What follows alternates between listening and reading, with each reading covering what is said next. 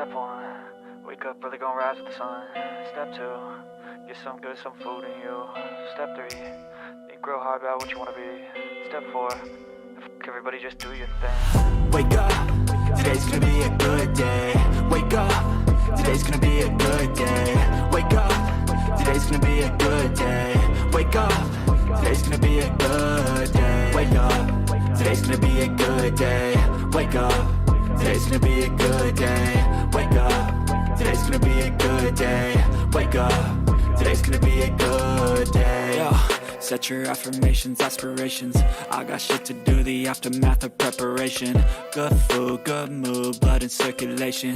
One step at a time, yeah, that's how you make it. Set a goal you control and the steps you take them. I try to pick one thought, have some concentration. And if I make a mistake, it's called education. I try to do this every day, call it replication. Wake up, today's gonna be a good day. Wake up, today's gonna be a good day. Wake up, today's gonna be a good day. Wake up, today's gonna be a good day. Wake up, today's gonna be a good day. Wake up, today's gonna be a good day. Wake up, today's gonna be a good day. Wake up, today's gonna be a good day. So life ain't easy, yo, I think there's a reason though. Ups and downs, just like every different season, yo.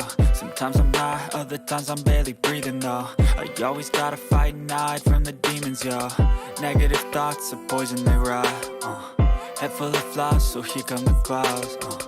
They'll never stop unless I can swap all the bad for the good in my head when I'm lost. Yeah, so I'ma fake it till I make it.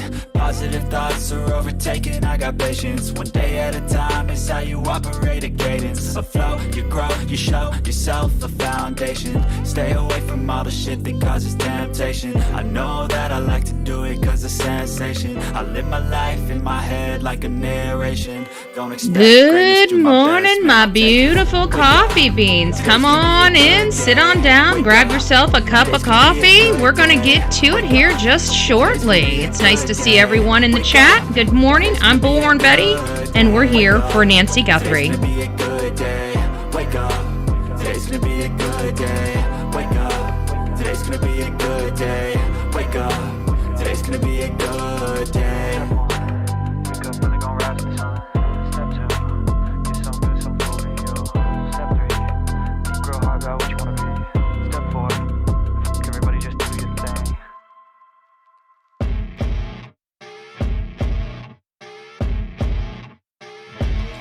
As you wake up in the morning, you want to find the latest, greatest information about criminal cases and have an intuitive conversation. Thank you, Melanie. About the suspects associated with these cases. Head over to the Bullhorn Betty channel on YouTube.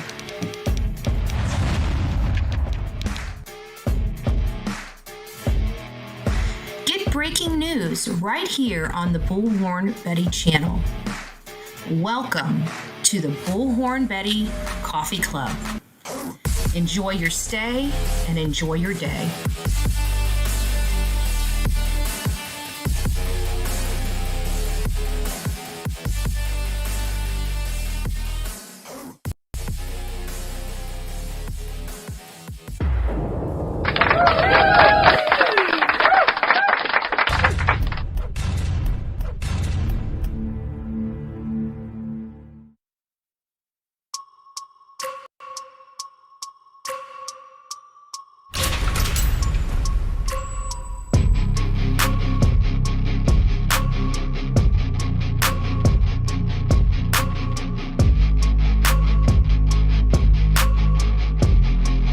Guys, don't forget to hit that thumbs up button on the way into chat this morning, Thursday. We have a lot to go over, folks. Come on in.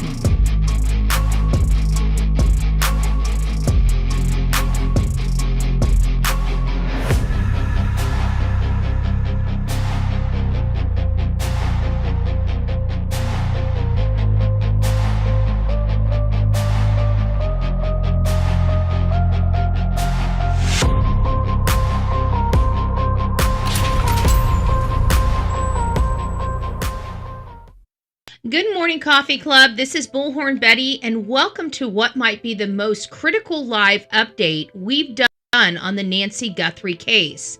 It's February 12th, 2026, and the developments in the last 24 hours have investigators scrambling, social media exploding, and this case teetering on the edge between missing person and something far more sinister. Grab your coffee, turn off notifications, because today we're breaking down the black glove and the detained delivery driver, the potential tattoo sighting, and why the spotlight keeps swinging back to Tommaso Cioni and his bandmate Dominic Evans. And I'm going to tell you exactly why I think law enforcement's phone data chase is about to crack this wide open. Let's build this case from the ground up. For anyone just joining us, for those who need the timeline refreshed, Nancy Guthrie, 84 years old, beloved mother of Today's Show co-anchor Savannah Guthrie. On the night of January 31st, Nancy had dinner with her daughter Annie and son-in-law Tommaso Cioni. Around 9:48, they drove her a few miles back to her Catalina foothill home in Tucson. They watched her enter safely. Garage closes at 9:50, and that's the last confirmed sighting of Nancy alive. Fast forward to the next morning, church friends notice she's not there. Family checks the house. Her phone still there. Her wallet still there. Her car in the garage. But Nancy, gone. And not just gone. Deputies immediately clocked something concerning at the scene. They called it a crime scene on day one. Blood evidence confirmed to be Nancy's. The homicide division called in, and then the FBI drops a bombshell. Recovered Nest Cam footage from 1:47 in the morning, showing a masked figure in tactical gear, balaclava, gloves, gray hoodie with strap, light pants, boots, backpack, and a holstered handgun, tampering with the front door camera. The footage changes everything. This isn't a grandmother wandering off. This is a targeted abduction caught in a grainy black and white infrared. Now, as of yesterday, February 11th, we have two massive developments that have everyone talking. Number one, the black glove. Investigators found it roadside, about 1.5 miles from Nancy's home. Photos show deputies bagging it from the desert brush. Former FBI brass are already saying on camera, this could be huge for DNA. Why? Because the masked intruder in the footage was wearing black gloves, exactly like the ones that were just found. Nitrile over leather? Skin cells? The works. They're rushing it to the lab right now. And get this, it wasn't random. The New York Post was there when they recovered it. This is an active scene processing. Number two, and this is where it gets really interesting. The detained delivery driver, meet Carlos from Rio Rico, about 60 miles south of Tucson. Tuesday evening, he was pulled over driving with his wife and kids. Cops searched his house. Door gets damaged in the process. They take his phone. He spends hours in custody. Why him? He says he had no idea who Nancy is, never delivered to her, but here's what we know. Sources confirmed investigators were tracking him via electronic surveillance, cell phone data, traffic cams, license plate readers. He was in Nancy's neighborhood recently. As a delivery driver, his roots put him right there. Now listen close, because this is my analysis. Why detain a guy who seemingly has zero connection to an 84-year-old grandmother? Because they're chasing a phone signal, a device ping. Something lit up in that neighborhood at the wrong time, matching the intruder's timeline. They released him hours, no charges, because maybe his phone explained the ping innocently. A wrong place delivery, but they keep the phone, and now the black glove pops up 1.5 miles away on the track of their phone data. Coincidence or confirmation they're hunting the right digital trail? I believe that glove is about to tell us if Carlos or someone using that similar route was wearing the matching pair from the footage. And now some outlets are zeroing in on the intruder's left arm, enhancing stills that show what looks like ink peeping out from the sleeve, possibly a tattoo, dark lines, possibly script or symbol, not confirmed by FBI, but it's there in the frames. Tall, slender build, tactical gear, possibly arm tat, black gloves. That's your profile. So where does that leave us? Phone data leading to a delivery driver in the neighborhood? A discarded black glove matching the intruder's gear? A potential tattoo ID point? This feels like a puzzle snapping together. But here's where the whispers won't stop.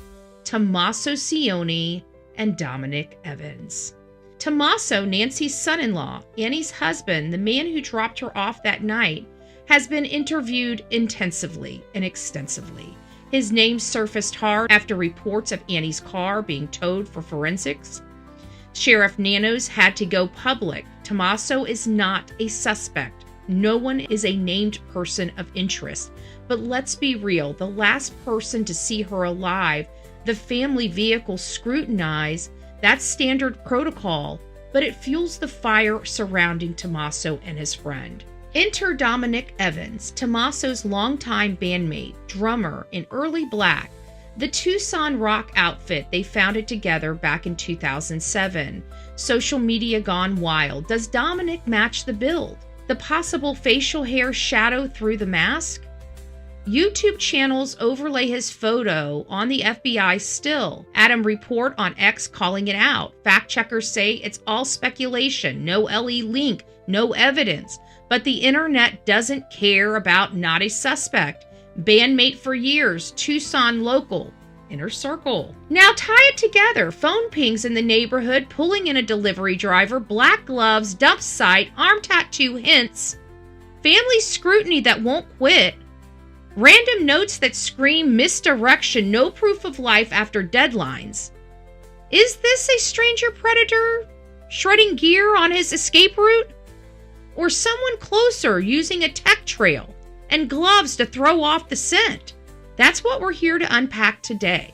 We've got a 2 full hour breakdown coming up. Theories ranked, timelines dissected, that glove's DNA potential, the delivery driver's full story, and your calls. What do you see in that footage? Coffee Club, are you ready? Because Nancy Guthrie's clock is ticking. And these leads feel like they're about to break. Stay tuned to the Bullhorn Betty Show. I'm Bullhorn Betty. We cover true crime, and this is the case of Nancy Guthrie.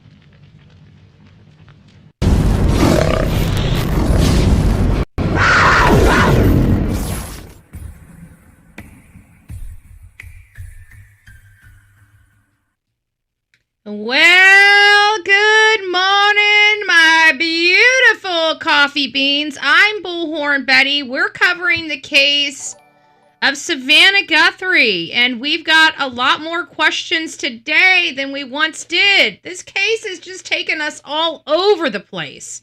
All over the place. Nancy Guthrie, she's an 84-year-old grandmother that disappeared literally out of her home. We have a masked intruder caught on video camera, video surveillance, as being a person that breached her home, snatched her out, allegedly bludgeoned her at some point because there's blood smeared from the inside of the house to the outside of the house, and she was removed from the home. But what all does this mean? Folks, we are going to break it down for you. We've got a folder of notes to go over, lists to discuss and timelines to break down.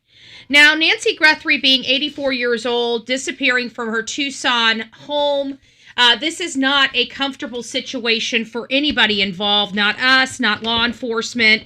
And then, of course, you've got the not so kind people out there making this political and saying, oh my gosh, they've already got money. Why do they need our help? Because in America, we help those that are lost, whether they have money or no money, whether they're Democrats or Republicans. When a person goes, when an elderly person, like, remember, children are vulnerable, and so are what? Elderly people? Like, we make laws for children and we make laws for elderly people. Why? Because they are already disadvantaged. Okay? Elderly people are big kids, are big babies. I mean, not that they're big babies. Don't come after me with a pitchfork, folks, but you guys get what I'm saying. They're just a bigger child because we have to start taking care of them. And at the end of the day, she's an elderly person. She's a vulnerable person in our society and deserves our time. And it's heartbreaking to see all this stuff. But I truly believe we are at a tipping point. I'm monitoring this, I'm breaking this down, and I'm listening to people that are guiding me along with this. Scammers target elderlies as well. Yes, they do. And we don't know what kind of guy this is. We know that, in my opinion, this guy does not belong here. In my opinion, this guy is a professional guy that sneaks around at night. I don't believe, in my opinion, and I know that there are some differing, because we had Tom here yesterday. We've got some of you guys that are in the chat that believe that there is something with Thomas and his bandmate and stuff like that, and you guys are developing those theories. And those are easy theories, okay? Those to me are low-hanging fruit theories. Anybody can theorize that somebody near the person is plausible because of the percentage. Guys, we're not in that percentage. We're in a stranger danger percentage. We're in the lower, we're in the outlier type of dynamic of this. At least one of our theories has to be. Okay, because of what we see. Now, this could all be very much set up, right? There are some critical factors in the setting up of Dominique that may work. I don't believe this is his structure, first and foremost. But, all fairness, we still have to dive into it because there are people in our chat that do believe that this could be Dominic Evans, which is a band member and mate of Tommaso. But I also want to remind you guys that you guys thought it was Tommaso, right? Because some news broadcasters said, oh, my impeccable law enforcement source said blah, blah, blah, blah, blah. And I said, guys, don't go right all into this. I mean, we can look at it. We can state, but outside of the statement, what do we have factually that supports it, right? And we had nothing. We all lost our mind because this would be statistically accurate. It was the last person that saw this woman, but there was just something about this case that had me feeling like this was an inside job, but also had me feeling that this might not be an inside job.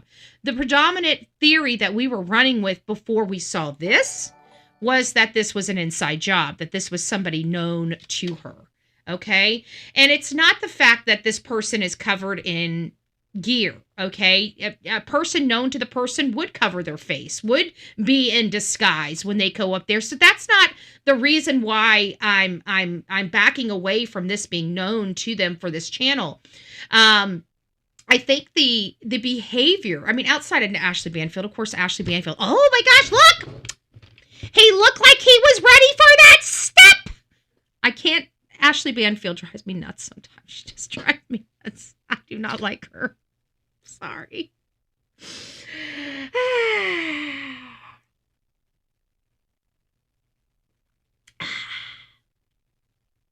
I'm trying, folks. I'm trying. Sometimes I feel like I'm from that slap-a-hoe tribe. I'm just saying. Okay, so let's get back to this. I do believe that we have a tipping point here, with this masked intruder. I believe that the reason why we've got this guy, this Carlos guy that was, probably scared. I mean, I'm sure he probably messed his britches, especially if he had nothing to do with this. I mean, getting pulled over, I'm sure it wasn't pretty. They surrounded that vehicle, put things up. I mean, they're probably like, what did you do, babe? I didn't do nothing. I think maybe I forgot to, pay for our car registration. Maybe I forgot to get the little sticker on it. Well, damn, that's a welcoming committee for not putting a sticker on the registration tag, right? So, I mean, I'm sure they about messed their britches. But at the end of the day, I mean, he really was a good sport about it. I don't believe it's him. I believe if it was him, he would have been a lot more snarky. Like, I can't believe them.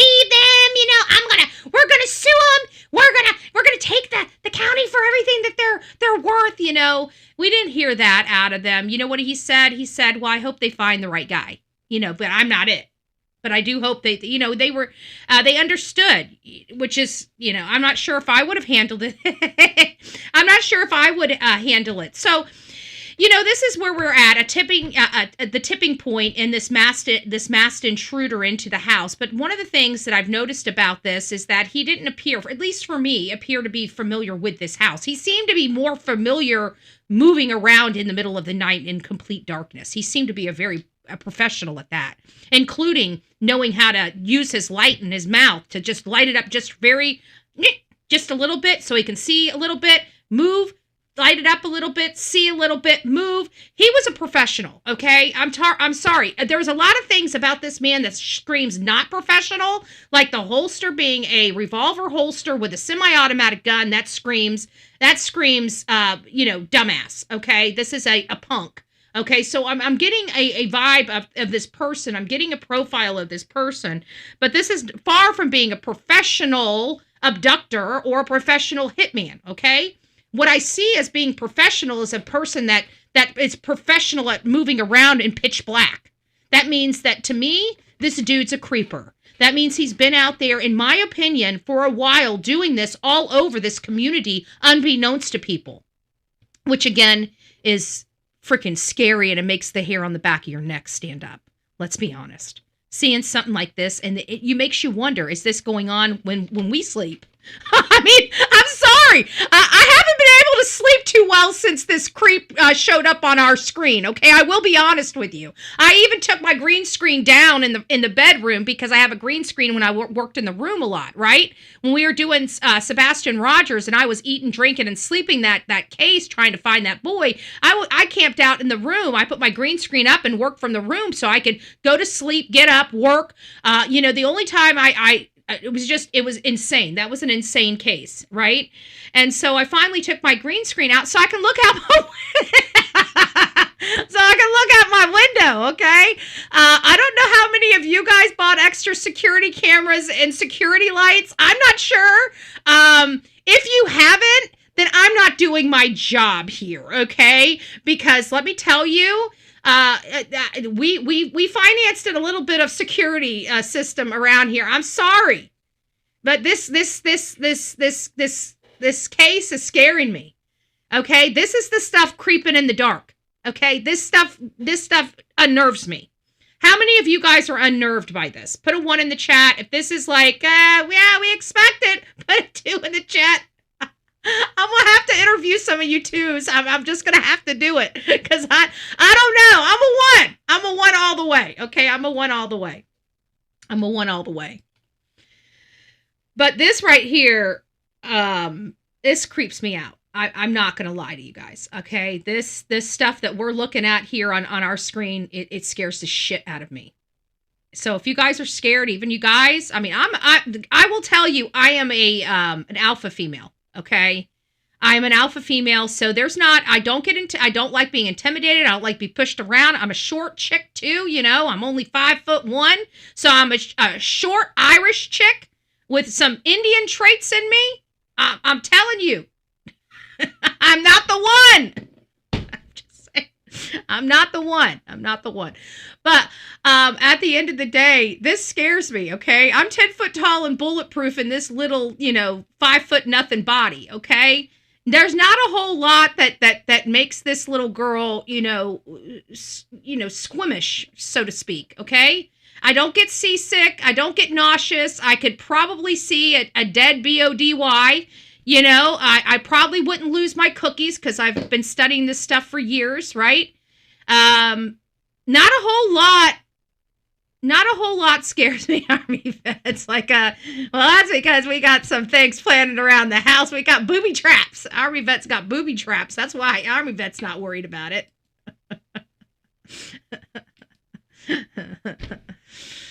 We don't have booby traps around here. My sheriff would be upset. Okay, I'm just saying. I think Rick Wells would have a conversation with me personally if I had booby traps. I'm just saying. You might not hear from me for a while. Okay, no, I'm just joking. But getting back to this, in all fairness, satire side, this stuff scares me. This is the stuff we don't see. This is the stuff we don't think about. And this is plastered all over our cameras and our TVs. I mean, every single news station is running these stories. Social media, like, we're all over this stuff. This is scary shit. I'm not going to lie. But at the end of the day, this is the case that we have before us, as scary as it is. And we still have an 84-year-old elderly woman that's most likely dead that needs to come home. Okay. On this channel, we really kind of cut through a lot of the noise. Some people like to dance around a little bit. We don't dance. We don't waltz over here. Okay. We get right down to the brass tacks of things and we try to get to the bottom of this stuff. And it's because I'm kind of a no BS person when I'm out there, because I do searches too. So usually when my feet land on the ground, I usually have areas to search. But there's one thing I want to take a key takeaway from this, especially for my Sebastian Army folks that are in the chat.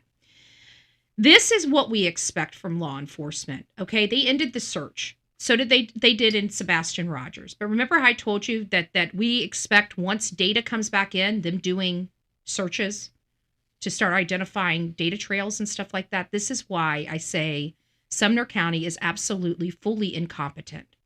Okay? They are an incompetent county without a doubt. Incompetence. Total incompetence. So we've never had any other search conducted after they've received, and all that stuff is washed away now. They've dropped the ball on the Sebastian Rogers case. We've got another case, much like this case, where we have the county that went in and contaminated a crime scene, did a shitty job, and now we're stuck without a child, without the people responsible for disappearing that child in jail. And we're sitting here twiddling our thumbs 2 years later, and we're having to go in there to remind the community that they still have a missing child because they've all forgotten, except the father of this boy. And it's very upsetting. It's very upsetting because all these people that are playing patty cake with the monsters that hurt this child, that beat this child, that abused this child, which is the stepfather. The stepfather abused this child. There's no ifs, ands, or buts about it. They even had in their parental agreement that they could not use corporal punishment on him. Yet Christopher Proudfoot, on multiple occasions, acknowledged hitting a special needs child. They took every single thing that child loved away from him. They were evil. They were the monsters to Sebastian Rogers. So who is the monster to Nancy Guthrie? I think it's a little bit different in the Nancy Guthrie case because we can see the intruder. And in my opinion, this intruder is making very specific movements, but none that's recognized by that house. The recognized movements I am seeing. Oh, Connie. Oh, thank you. Thank you, Karen, for keeping us. If you guys don't know Karen, Karen just came to us. She didn't used to watch us, but her sister Connie loved this channel and was over here quite often. And then Connie passed away just as she had just moved to California, I believe. And then she came back. It just didn't suit her. And she came back. And once she came back, she didn't live much longer. She had a story. It was an empowering story, but she had a story. And then, Karen went, I guess, to clean out her house or whatever, or talk to her sister. And she always talked highly of this channel. And then after her sister passed, I don't know, her sister Karen kind of picked up her account and started joining us on our shows. So it's been a welcome addition, sorrowful, of why Karen's with us now. But God bless Connie, and God bless you, Karen, for keeping her name out there. It's just, your story is just about as sweet and endearing as some of these nice stories that we have, which we have few and far between, but we do occasionally have good stories that we are able to share and spread around on this channel. So where are we? Where do we stand today in this case? Where do we stand today in this case? So Nancy Guthrie, being 84 years old, disappearing from her Tucson home, it appears by abduction. We have to try to figure out, why did he take her with him? I believe we're looking at a dude here. I believe he acted alone. I believe there was a photo, being passed around showing a different figure without a backpack. I don't know. I can't seem to trace that photo. I think that might be AI. So we want to be very careful. I'm going to go try to find out where that photo is. But I think this person is by themselves. I don't think there is a secondary person. I went back and looked at everything that was been released by Cash Patel and federal people. And there are a few things that I don't like. But I digress, unless it was something from a prior event. But I didn't see it released from the feds, but I could be wrong. I'll go back and check again. But she was dropped off by her family, or, they left their house. They live about 10 minutes away. So for her to get home by 9:48 or get into the garage, I would have to assume that, I'd have to assume that they left their house around 9:30, between 9:30 and 9:35 to be home and park. And it sounds like Tommaso walked his mother-in-law into the house. So that very well may be why there was 2 minutes there. They may have had a conversation at the door saying goodnight and what have you. But it sounds like he walked her in.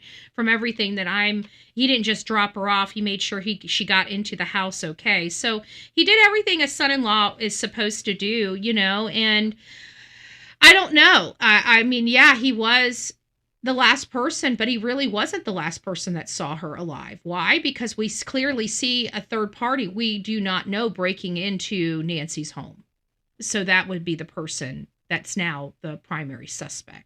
And according to my audience here, we did a poll yesterday, and my audience does not believe that person is Tommaso. Are we all agreeing with that with this audience today? You guys look a lot of the same audience we had yesterday. If that's the case, and you guys are, AI is standing by, no mustache or facial hair, claiming it's shadows. Nah, I did, my AI picked up on it, but I put Tommaso, I put a lot of images of Tommaso from different angles in there, not just one or two photos. I put I think it was 8 or 10 photos of Tommaso into the system of different and varying angles of his face to see if there was any way that AI could make it. And AI is absolutely not him, but it did identify the facial hair through it, but did not identify the tattoo, though. My AI did not identify the tattoo. No, I believe it was Tommaso and Dominic. So there are a lot of people that still believe this is closer to home. Okay. Well, we're gonna keep angling this both ways then, because I'm off the fact that it's closer to home. I've seen enough break-ins for other cases that I've seen. I've seen enough people moving around at night, because you got to understand, this is not the first case we've had to cover like this, but it's never just the cases we cover. It's the cases that we investigate or review in the cases that we cover. We haven't gotten to that stage yet of this case, because this case is fluid. That means all eyes are out there right now on Annie's house as well as Nancy's house. So it could be a third party connected to Tommaso, and they be a punk and not know how to carry a gun. I mean, that does, but it is the fact that this person seems, and not only that, but let's go over here. Hold on, let me find it. Let me find it on X real quick. But we have a suspect searching a nearby school.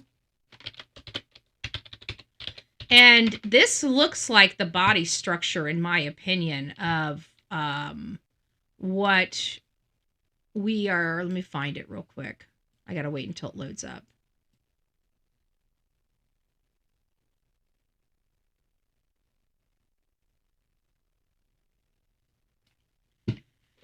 It's loading a little slow.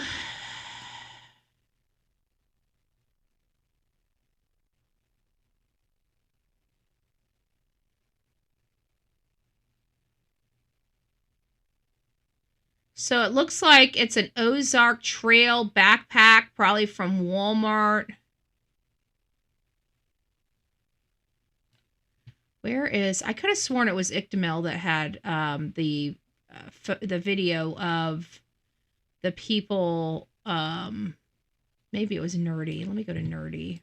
Hold on.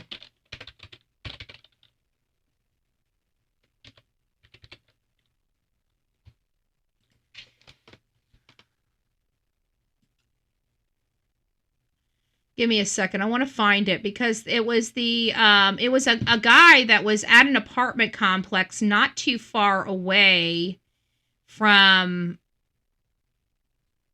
this is not his. Oh. Looks like this is his old one.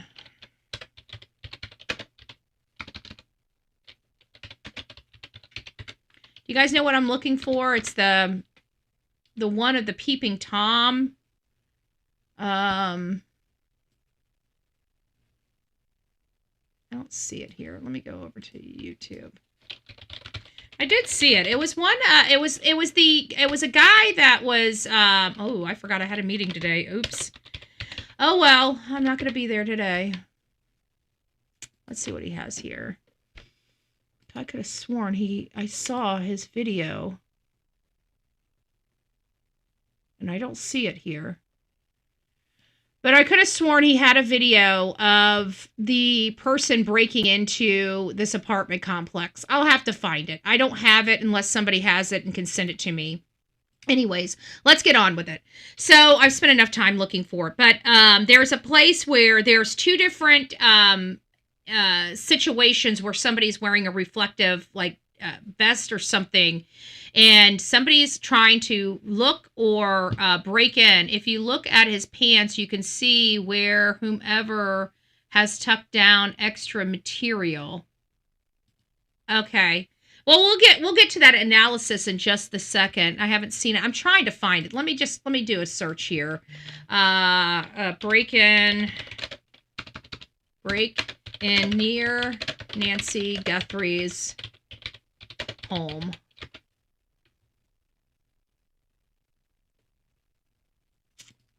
Once I see it, I'll know what I'm looking because I remember what it looks like.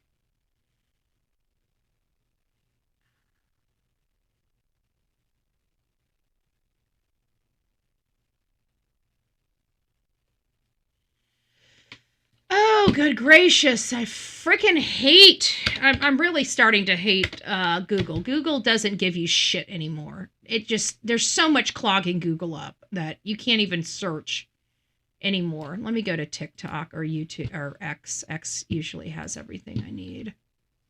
So if you guys are doing research on Google, you're already behind. I can tell you that. Once it hits Google, it's already old news. That's pretty sad. It's pretty stinking sad. Okay, let me search here. Okay, break-in near Nancy Guthrie's home.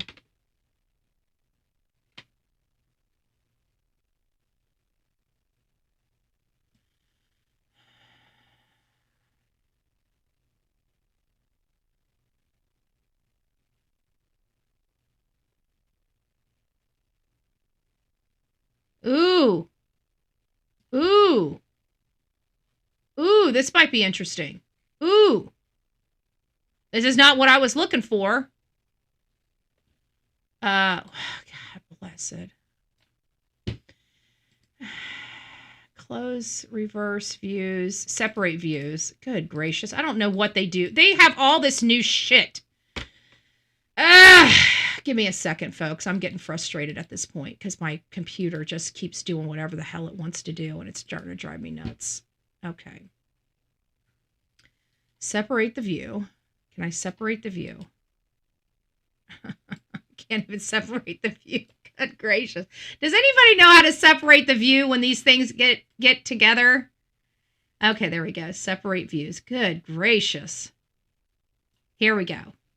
Sorry about that, guys. I get frustrated when this stuff stops working for me or starts doing stupid shit, and that's what was happening.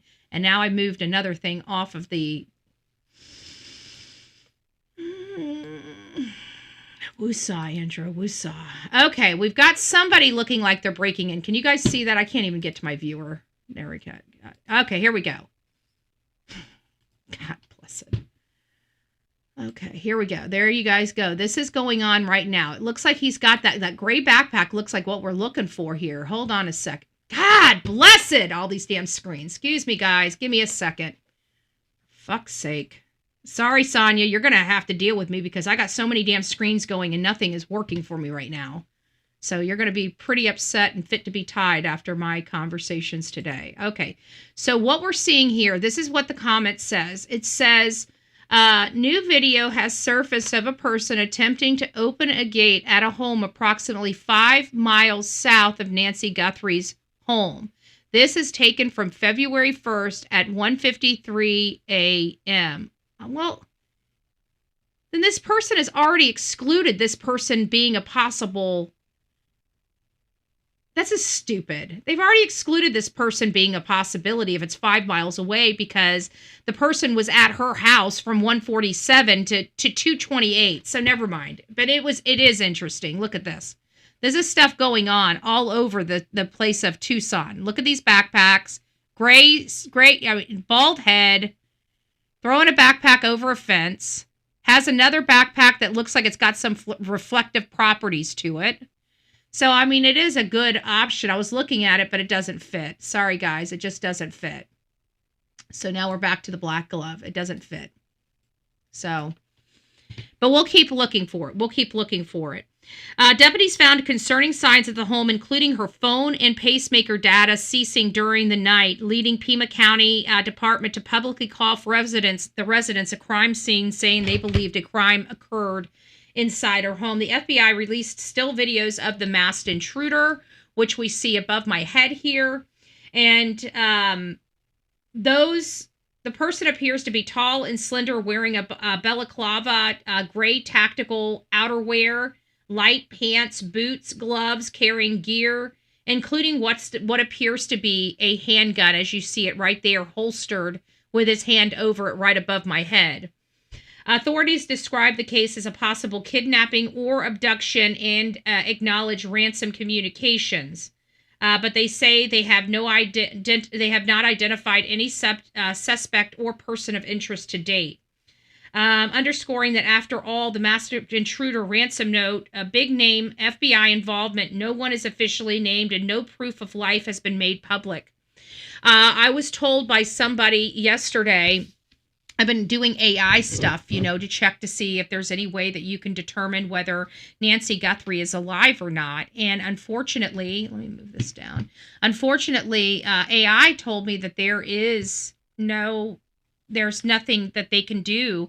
But there was somebody that worked for a pharmaceutical company that told me yesterday that is not true, that they can make modifications to that device from the person, the manager that handles that device, that if something happens, that they can get up and make modifications to the pacemaker in real time. So they may not be able to locate her, but they should be able to tell whether the heart is beating or not. And that's what I was told about the pacemaker. So if that is true, then I would have to presume they know whether she is dead or alive at this moment. And with Nancy Guthrie and her daughter saying that they'll pay and then boom, they don't pay, it does make you wonder, did they get the notification that she's not here? That she's no longer with us. So As of today, those pleas have not brought Nancy home, and that has people asking whether we're dealing with a true ransom kidnapping or something more dark or closer to home. You know, what was the purpose of this person being here? And that's what draws everybody around the family. One of my theories is that a family involvement it's just lower on the list right now. Honestly, what is looking at the top of my list and why I keep bringing it up, and it's not to disrespect the people that think it's closer to home, it's so we can look outside of the home. Is there any other, because sometimes looking outside of the home might bring leads that bring us back to the home that might be stronger leads than we have right now, but because we're so focused on one area, we're not in the other areas that we need to be in. And I really want to bring the audience back, because I need you guys to be looking for these details out there as you're going from one creator to another. There's certain details we're needing, because what I'm seeing here may be unrelated to anybody in the family. This may have been an opportunistic situation where we don't know what happened. Maybe this person was not coming into this home to rob it. Maybe the primary motivation was something different. Okay. If it was different, if it was like sexually assault motivated, that would explain why there was no robbery. Okay? And you're saying, well, who would want to? You don't understand some of the twisted minds of people out there. Doctor must turn off pacemaker even after death. They're saying the doctor must turn off the pacemaker even after death. Well, we don't know what's going on with that. I can just tell you that Savannah Guthrie acted and looked a lot different in her latest situation, you know? In her latest...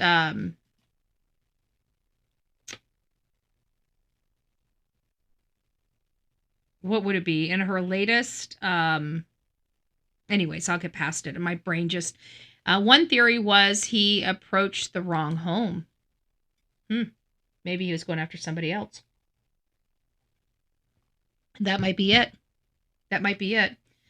But there's multiple ransom-styled messages that have been reportedly demanding large sums of Bitcoin and cryptocurrency within at least two deadlines that we know of, and one was the 5th and one was the 9th. 5 p.m. were the deadlines, it sounds like, for both of those. One was reportedly for $4 million in Bitcoin, and one was reportedly in $6 million in Bitcoin, and all they wanted was a proof of life. If this was a professional person that was doing this, let me move this. Hold on a second. Let me move my live chat just down ever so slightly. I feel like it's like right in the, actually, let me keep it up there. Let's move this down just a little bit outside of the message. There we go. Sorry, the messages were cutting into it, and I didn't want the messages cutting through his face, because it's important that you guys see his face. But we had the ransom notes February 5th and the 9th. It sounded like the ransom note deadline, ICML 36, right after the video, 5 miles away. That's it. Can you... Which video? That's the one I'm looking for. So 30, do you know what's the title? What's the title of ICML's show? Do we know which one it was? It from yesterday? Wahlberg Girl? Thank you so much for that.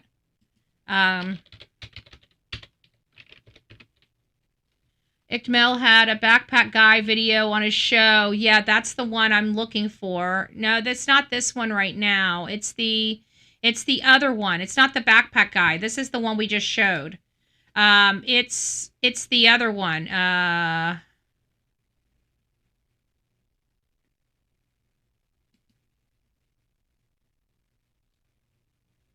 This is not it either. This is not the right jacket. It was a different one. Hold on. Once I see it, I'll know it.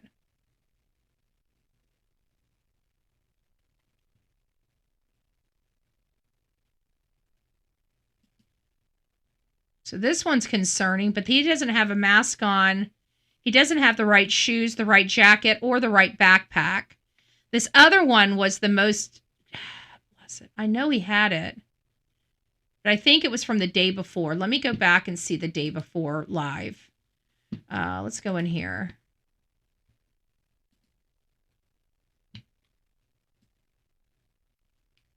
Okay. Let's see if it's this one. No. This is all out there. No. That's what everybody was rushing to look for who it was. So not that one.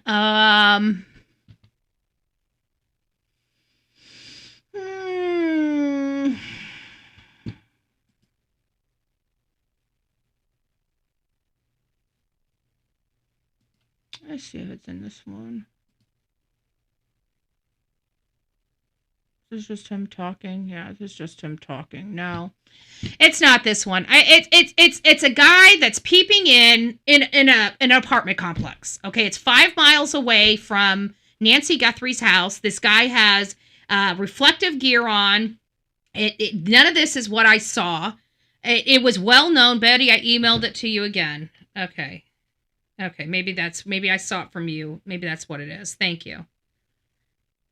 Okay, clutch them pearls. No, this is not it either. This is the masked crew. This is something different. No, nope, not it. Let me see if it is on this one, though. Let me just keep looking through Clutch Them Pearls, because it might be put on here, because I'm pretty sure. I saw it. It was all over the internet just 2 days ago, and now I can't find it anywhere. And it was of a unmasked person being in the apartment complex, peeping through windows. It was very, very clear. It's in Tucson, Arizona. Let me just put that into the, hold on here. Man peeping in window at apartment complex near Nancy Guthrie's home. Here we go.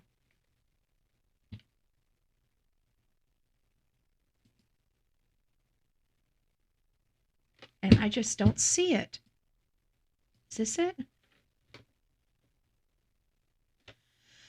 They've covered it up with all this stuff. I can't find it.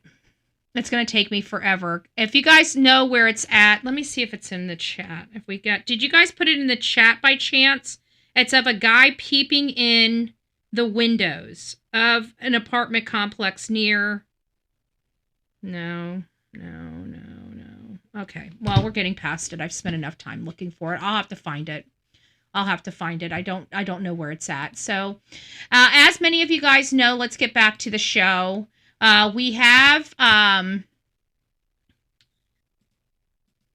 is it the electrician? I have no idea who it is. Okay. I have no idea who it is. It's a heavier set, chunkier person that's lifting up, trying to look into a window. And everybody was spreading it around. I forgot to save. Oh, maybe I did save it. Hold on a second. I keep forgetting. I do have folders. Let's go to the folders and see what I've got in there. See what I got. Maybe I might have it.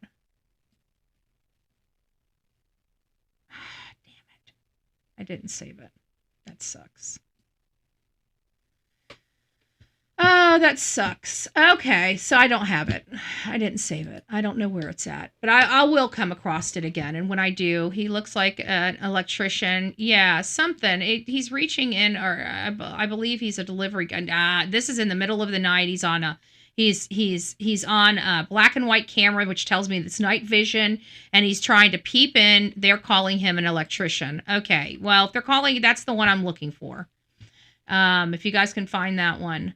If they know for a fact that it's an electrician, that means he must have been arrested. I posted it where?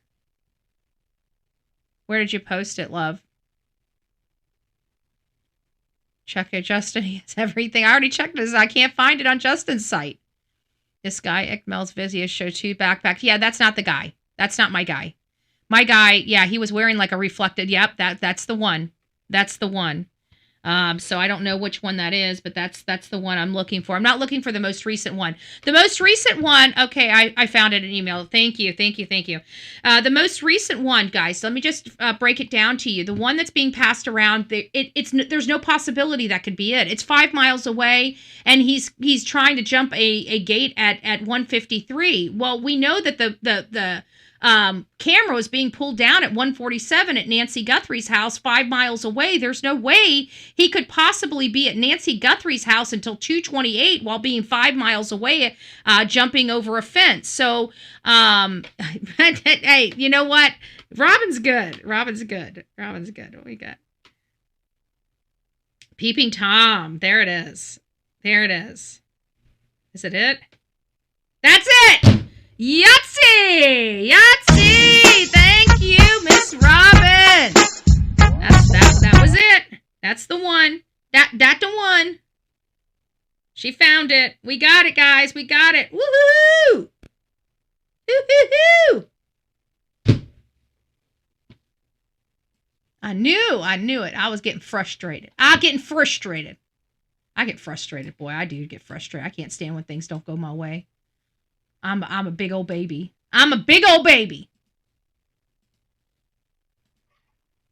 There it is.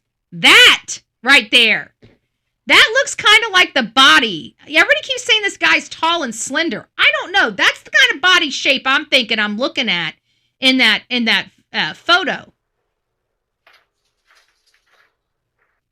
Good morning, folks. You're welcome aboard once again on Flight 4057. At 88 years old, Okay, well, it just keeps popping right on through to different stuff.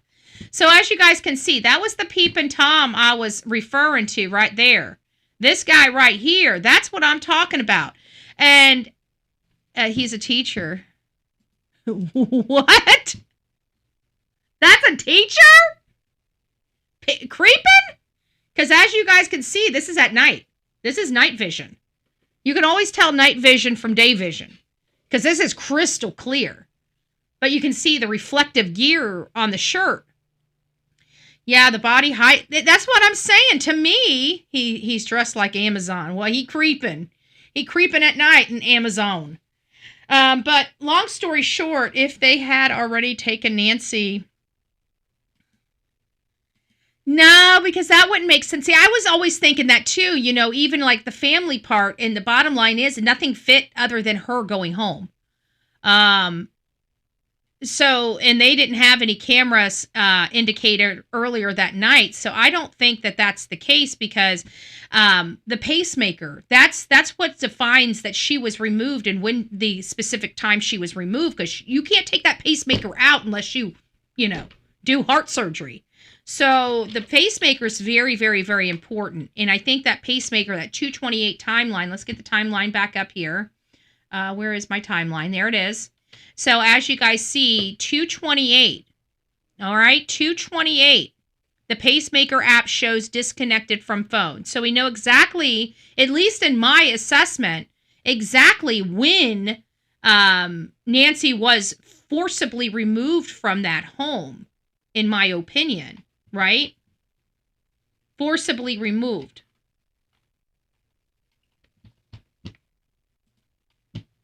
So again, look at him. He's trying to, look at that. He's sticking his camera up there to see who's inside. And the window's way, way, way up high, so you can almost see him having to stand on his tippy toes to get the camera up there. And he clicks it and brings it down to him to see what's inside. That's creepy. But look at his goatee. Got a little piece of hair here. And I bet you got a little bit of hair up here. So... all I'm really trying to do here is just show you that there are other very concerning things going on in this area in the pitch black. That law enforcement is trying to convince everybody is not going on and why they don't need lights out there and how they need... Listen, government, you got to think of it like this. Why is the government trying to keep the lights off out there? Because it costs them money, right? Now, if they can say, oh my gosh, it's for the animals.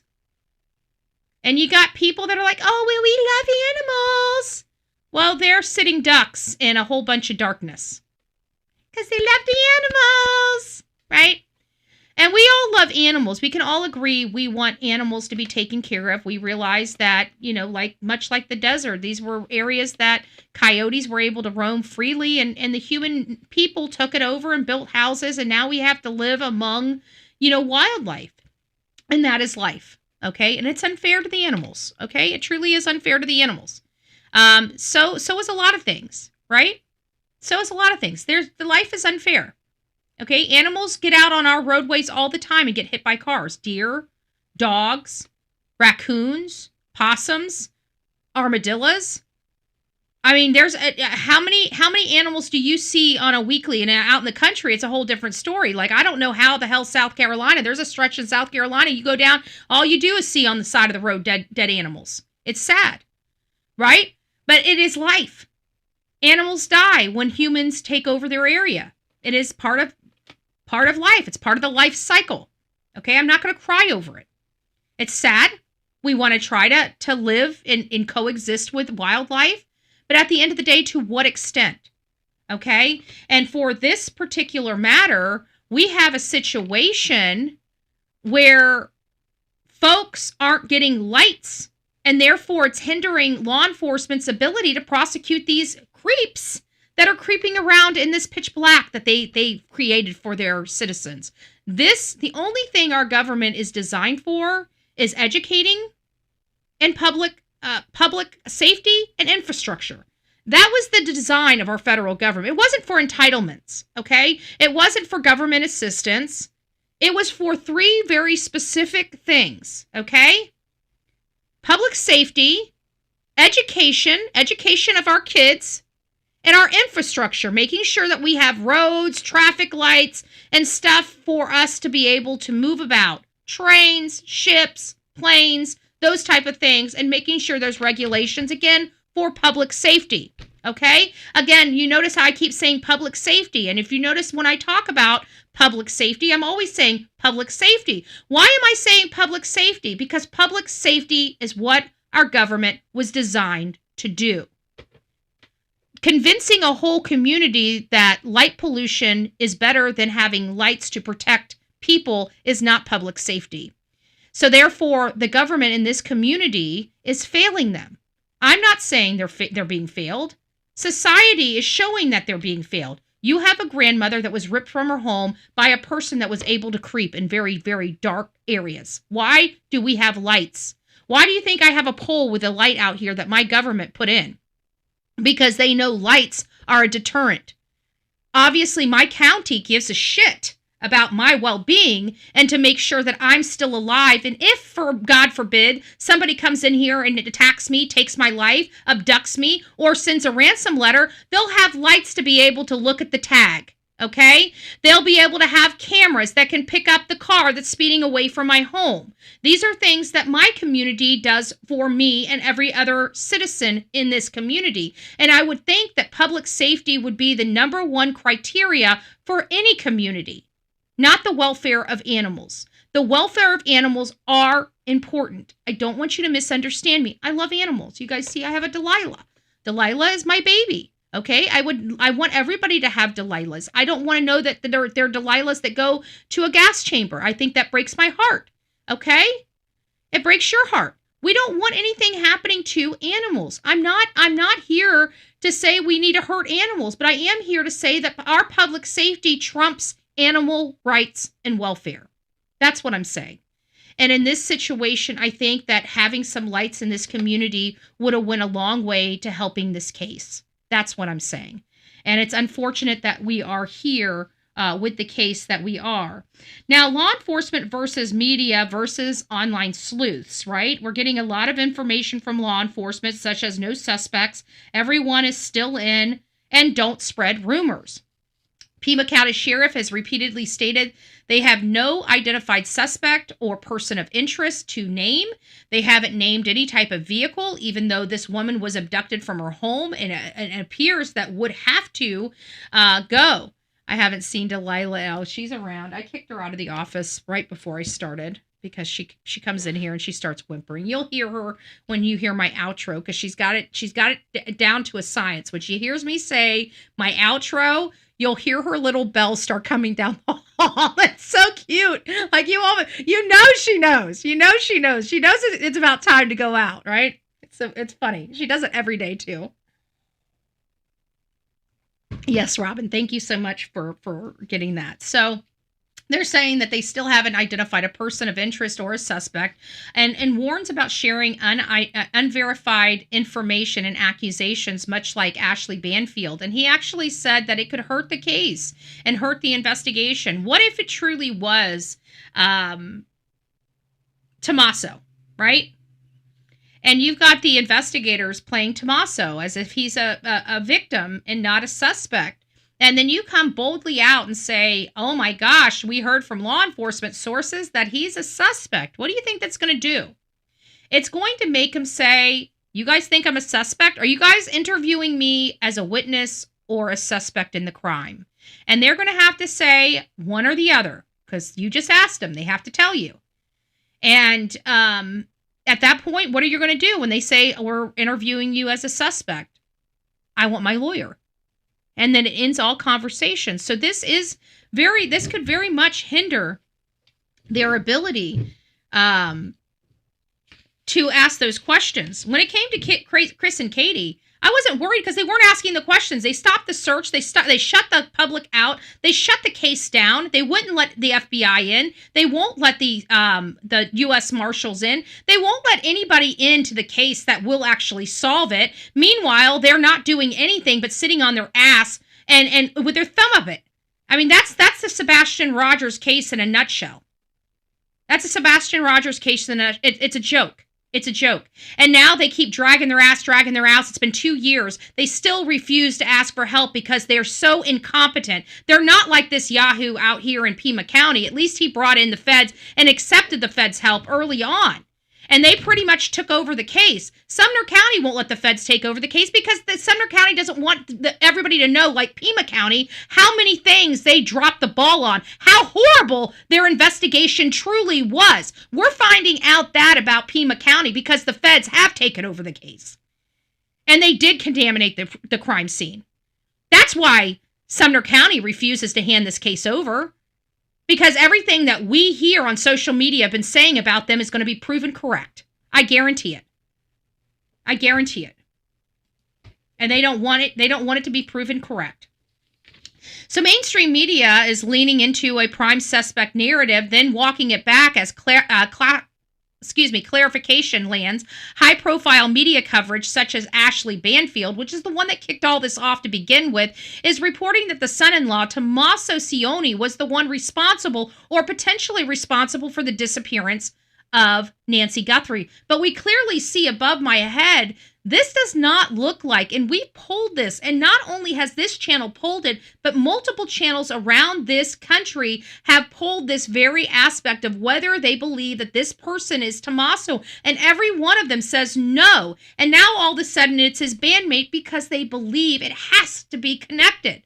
Nobody is taking the position of what if it's not connected. And that's where we need to go. If everybody else is covering this aspect of it, and this is not producing fruit or producing weight, then now it's time for us to be moving over to an unknown subject. And why would that subject want to remove this lady from the home?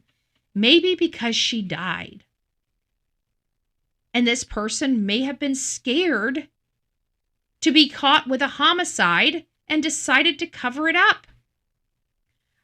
I don't know. I'm just saying that we can tear these people's lives apart like we did in the Idaho 4. How many of their friends did social media go in and turn upside down? And I was the only one that stood on that sideline and saying, guys, it's none of these kids. This is somebody we don't know. And everybody laughed at me. And guess what happened? I was right. It was somebody we didn't know. I'm telling you, in this particular matter, I'm feeling the same way. That's all I can say. is why would he remove this person from the home? I don't know. Could it be somebody connected to the family? Of course it could be. Anybody thinking otherwise would be foolish. Of course it could be. But I'm just not buying into it now. I'm just not buying into it. A home invasion in Scottsdale, Arizona has led to the arrest of 2 California teenagers who were allegedly recruited online to carry out an attack targeting $66 million in cryptocurrency. Ooh, let's see.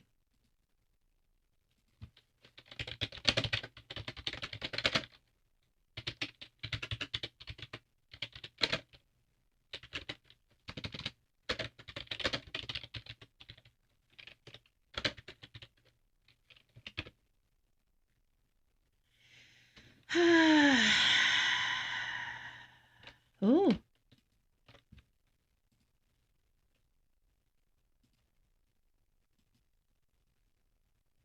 Off tonight.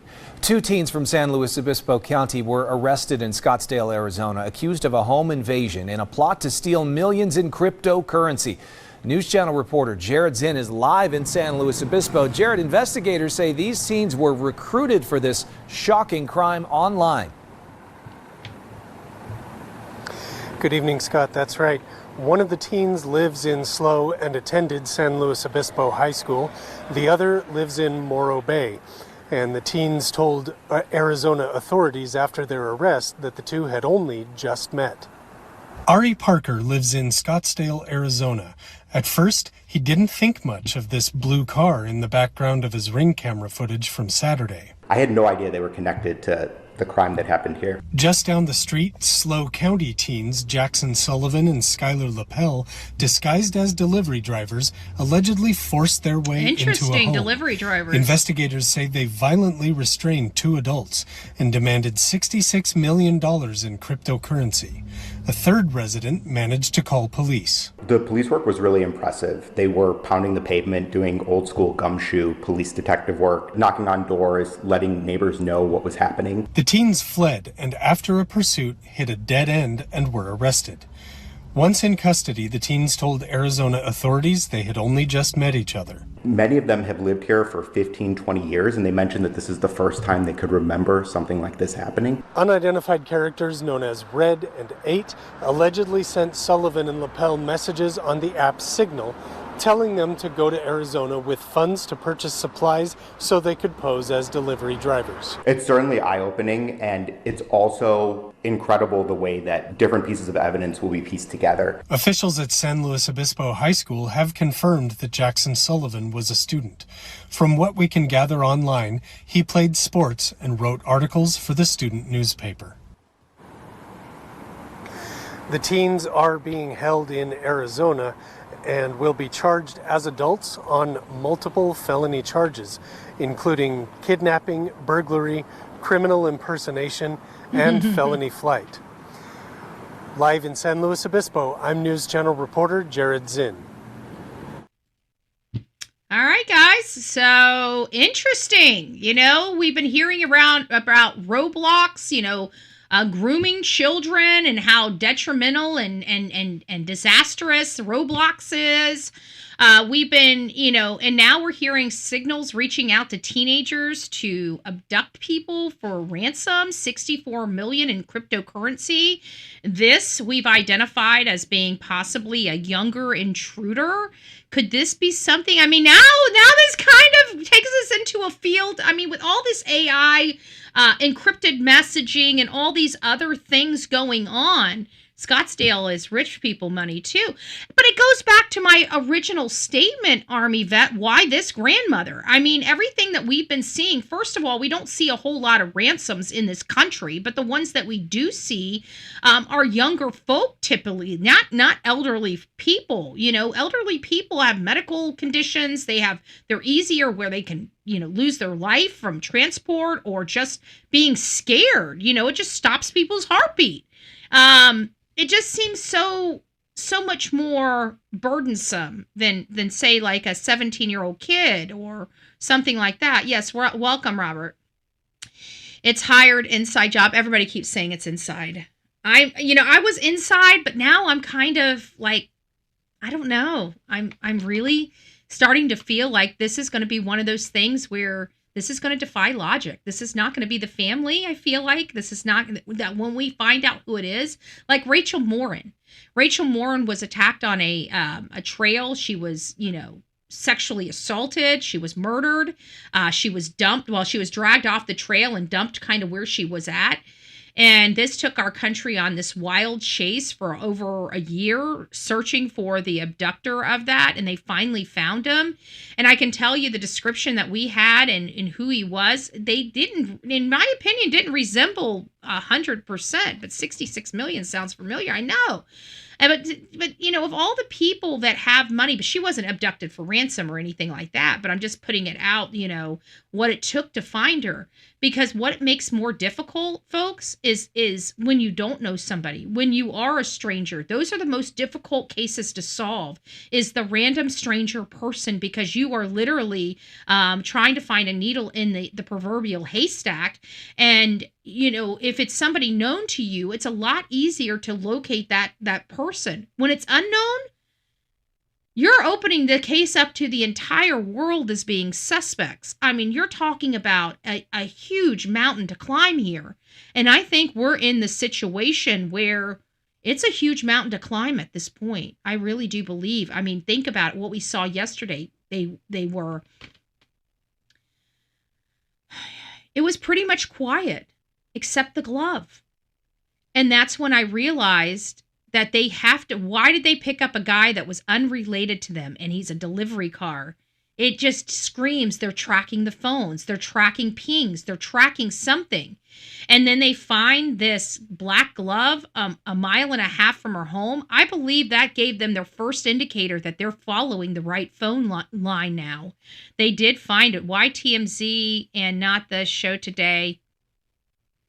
Because I think the ransom people, I don't think they're the ones that took her. I don't think they ever been the ones that took her. I think what had happened is the whole world was shocked about it not being a ransom, and somebody saw an opportunity. And I truly believe it's just like that. I believe it was just an opportunity that somebody had and jumped in on it. They're overseas. They don't really, there's not a whole lot that can be done to them, at least they think. I have a funny feeling if we found out who they are, they're being arrested in their country right now. Unless they're from a country that doesn't have a working relationship with the United States. But I can almost promise you the United States is going to make that country very, very uncomfortable until they make an arrest. So that's how I feel. But leading into this prime suspect narrative and then walking back, for these technical clarifications has been problem. Reports that Annie's car was towed, pour gasoline on the public speculation. And then, of course, them looking up and down her road. Even I said this is not good. But in all fairness, after reviewing the situation and reviewing the fact that this masked intruder was revealed to the world and then they were canvassing Annie and Tomas's neighborhood again, I don't necessarily think that was pointing the leads to them. I think they're trying to find out if somebody was following them, watching them. Maybe this was a targeted attack. Maybe it wasn't. Maybe it is somebody in the family. Maybe it's not. But we can't stop the focus outward from the family because a lot of people believe that the family may have been involved. Just because we have the suspicion doesn't make it so. And we still have an investigation further out. We have to eliminate all possibilities, not just that possibility. So I think that's what they're doing right now. But there were some updates that are pretty concerning and which make me believe that they are starting to close in on at least the suspect's trail or path of travel out of the house. All right, we are back with a Fox News alert. Take a look at your screen. Brand new video just into our newsroom showing a Pima County forensics team in just the last hour searching an area off the side of the road near Nancy Guthrie's home.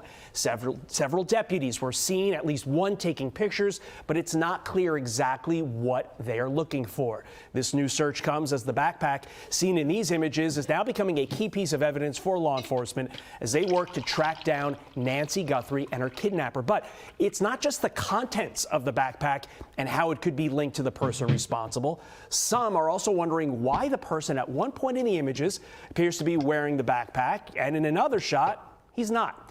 International private investigator J.J. Arms III joins me now to break this all down. And J.J., let's start with the very latest. Those images we just showed you of what appears to be a forensics team on scene. Why? What is so urgent, J.J., that you would have a forensics team? Some people taking pictures in the middle of the night, the dark of night. We know how dark it is out there. Instead of waiting until the sun comes up in a few hours, why would they be there now? What I believe is happening is now that we have the video and we know the specific articles of clothing that the individual was wearing, that he was wearing gloves, things along those lines. A lot of times when a perpetrator is fleeing the scene, they may be geared up and gloved up and masked up when they're at the location. But once they flee the location, they may start to discard things out the window of the vehicle, such as rubber gloves. And those are the kind of things that law enforcement is probably looking for are on the side of the road. They may have found something, and what they have to do is when they locate a piece of evidence, they have to flag exactly where that piece of evidence is, and then they have to photograph it to show exactly where the evidence was found, how it was found, what it looked like, the position it was in when they found it, and so forth. Okay, but why now? What was so urgent that they... This looks promising, and I think what we're going to find out is why were they out there, what makes this so urgent, as I think they realize they're on the right trail. They have the right digital footprint they're following. This digital footprint has produced this black glove. This black glove most likely has some type of foreign object on it from Nancy's house. People are saying, this looks planted, this looks planted. I disagree. Listen, I'm sorry, this case was botched. They didn't do a true canvas of this community, and furthermore, they didn't have the reports back in of the CART team or that geofencing net that they put out. That came back in. It gave him a path to go on. This is why I'm so angry in the Sebastian Rogers case. The same thing should have happened in his case, and law enforcement should have been out there just like they are, following all these paths of phone records, and they didn't do it. They still sit in their office spinning on this up their butt. Okay? They got their thumb up their butt, spinning in Sumner County. But this is what good investigative work looks like.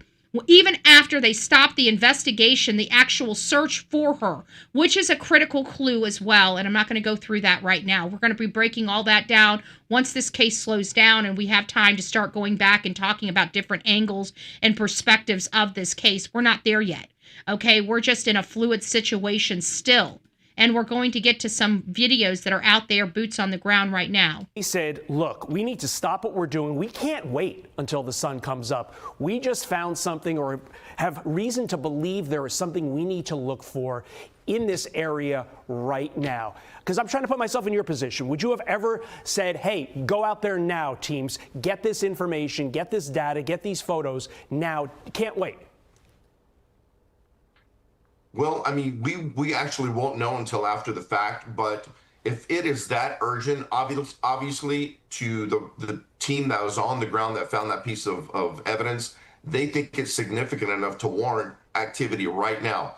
The other possibility could be something such as a glove that would have possible DNA. And whenever you have DNA is susceptible to the elements, the heat, to the cold, to dust. You don't want to, you may want to try and get fingerprints, and you don't want the latents to be corrupted by dust or dirt or mud.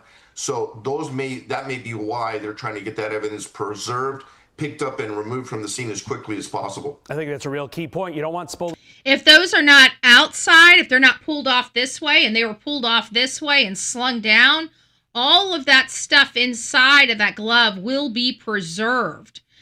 So hopefully that's the case as well. We don't know, but hopefully that's the case as well. So let's just keep going with That's this. the worst thing that could happen at this point to the evidence. Meantime, let's go back to that backpack. What's your explanation for that juxtaposition in the photos? In the one photo, he clearly has a backpack on, and you can see a symbol right here, and it looks like a triangle, and it looks like Ozark Trail. It looks like Ozark Trail on the backpack. You can't see it very well, but Ozark Trail is something that Walmart has. I've got multiple items from Ozark Trail, camping stuff, pop-ups. They have backpacks. I don't have a backpack from it, but I do have pop-ups. I have other Ozark Trail type items in my possession. I believe they even make cups and coolers and a whole bunch of stuff, just to let you know. Then in another, he does not have it on. Did he forget something? Did he come back without the backpack, make multiple trips? Like, what's your analysis? Good morning, what's your Anna. explanation of what we're seeing? So you have to realize he's not carrying a backpack just because he felt like carrying a backpack. That backpack is part of his equipment. That's part of his gear. And inside that backpack, most likely, is a restraint kit and burglar tools to get inside the home and to restrain his victim. If he's carrying you obviously see him coming to the front door with the backpack on, carrying his tools to commit the crime to the residence. If he's taking that backpack off, that tells me he has probably put it on the ground, opened it up, and has started to remove the tools that he's going to use to breach that door and get inside the house. Final quick question here. Good question. Should they Good increase answer. the reward amount from $50,000? Do you think that would break open this case? Or, they're doing what they can with the information they have, or an increased reward, $250,000, $1 million won't lead to any quicker resolution than we're seeing? That's kind of a fine line. In my experience, the reward is absolutely a good motivator. When you are in the $10,000, $15,000, $20,000 range, a lot of times that's not going to be sufficient to get someone to turn on their friend or their family member. But when you get into the 50,000 range and up, that is definitely something that makes people consider, turning in their loved one, their best friend, their coworker. There's an old saying, there's no honor among thieves. And once you hit that magic number, it definitely reduces that. Yeah, and there's also an old phrase, everybody's got a price. J.J. Arms III, Absolutely. Thank you, sir. Appreciate it. Really important insight this morning. I'm Steve Ducey. I'm Brian Kilmeade. And I'm Ainsley Earhart. And click here to... All right, so you guys hear that. And then, of course, we have the gentleman that was taken into custody. Again, when you start reading this, you start looking at this, you realize very, very quickly that this is a situation where they were following something.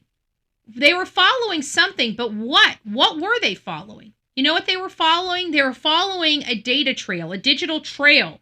And that wound him up over at this person's house right here, or to stop them. And that's what it was about. It was about this digital trail. Multiple ransom-style messages that were received for Bitcoin. We just had a story where teenage kids from California came to Scottsdale, Arizona, because they were told to by a messenger app, a signal app message that told them that they would pay. Gave them money to carry out this ordeal for a $66 million ransom. It was crazy, and these kids did it. Don't even know the person that set them up to do it.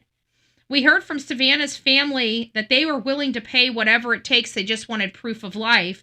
Then we had another statement from them that basically stated that it sounded like they understand their mother is gone, but their mother is very valuable to them, and they're still willing to pay for their mom. And never heard any more. No proof of life, no comments. I don't know if those ransoms were from the legitimate person that took this lady or not. Classic ransom kidnappings typically show tight control over communication, fast proof of life, and clear instructions. Instead, here we have scattered notes, public leaks, and no verification. This is just not what we would expect to see in a situation like this. What point does the lack of proof of life, the bloody crime scene, and missed ransom deadlines push this case from a missing person to a homicide. How many believe that this is now a homicide investigation?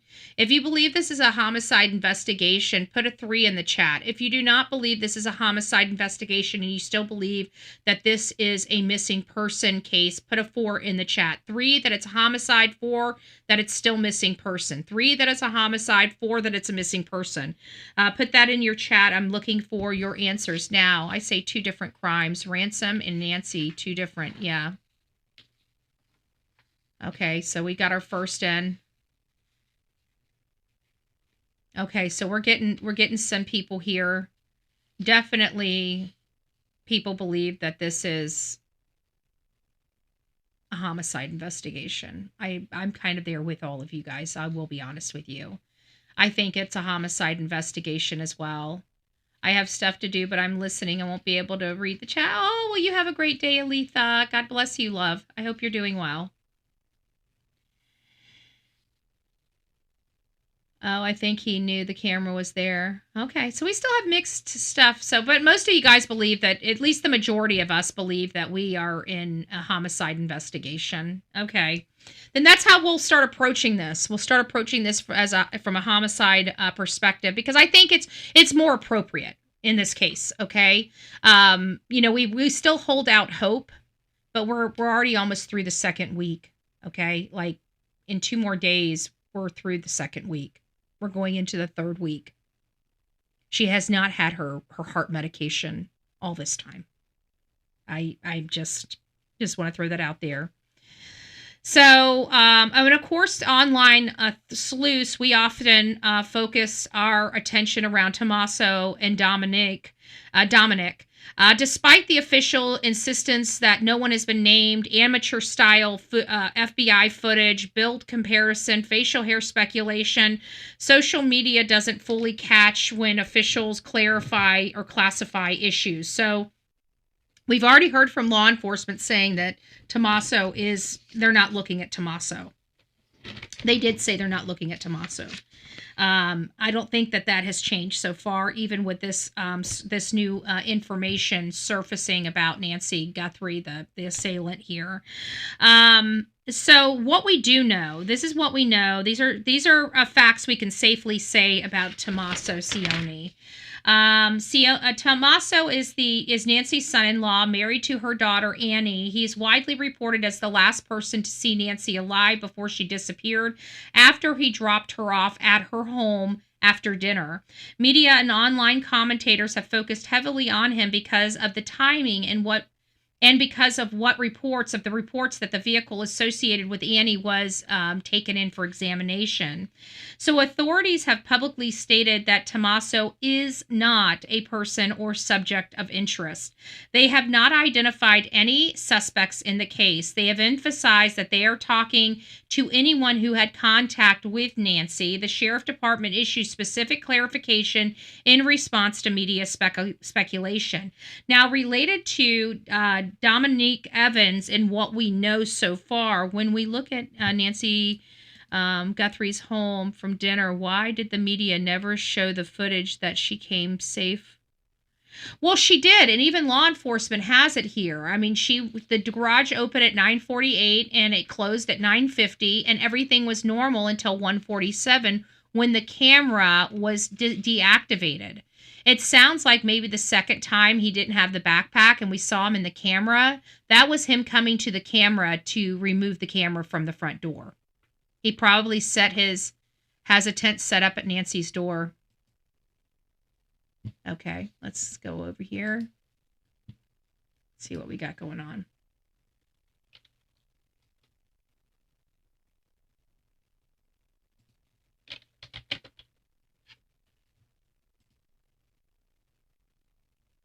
Jonathan's not live. Oh, yeah, he is. Here he is.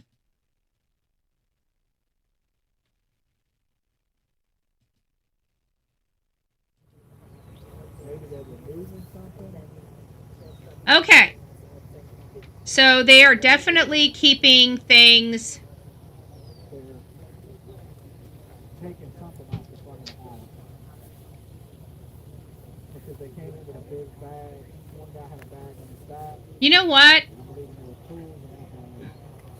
a big bag two officers were carrying the tent that we see now. They may be taking personal items to shut down the crime scene, to clean the crime scene up. I mean, the last time I seen tents like this go up around a front door was during the Idaho 4, and they were sending the cleaning crew in, and they didn't want the cleaning crew or anything that showed blood on the items to be taken out. So they might be packing some stuff up that might have biological material. They might be going in here to collect a lot of different evidence, cut stuff out. I don't know. So let me go ahead and turn this off here, guys. If you guys are coming by, we got some breaking news. There is some updates going on in the Nancy Guthrie, at the Nancy Guthrie home. As you can see out front of the Nancy Guthrie home, a white tent blocking the view from the reporters out there on the streets, and obscuring their movements and what they may be doing inside. But this does not look very good. This looks like they're... Honestly, it looks like they're about to start a forensic... I can hear things going on inside that tent. This is interesting. Things going on inside that tent. I think they're taking evidence out and looking at it and putting it on a table.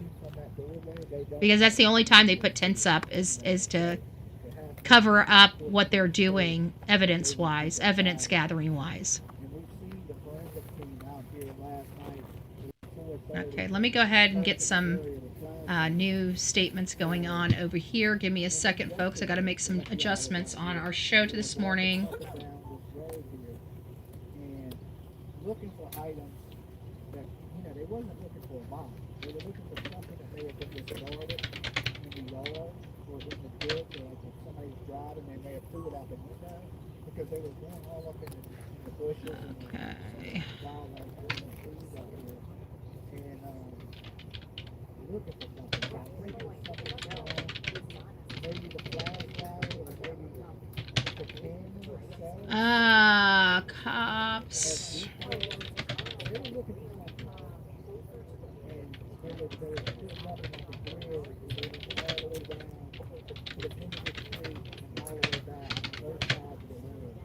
Okay. Give me a second, guys. I'm working on the capture a screen grab. Two officers coming out. Okay, you can see, I can see something, there's something on the ground that they have at the doorway. So there's a little crack right there. Just blow this up. Something is going on, folks. Something is going on.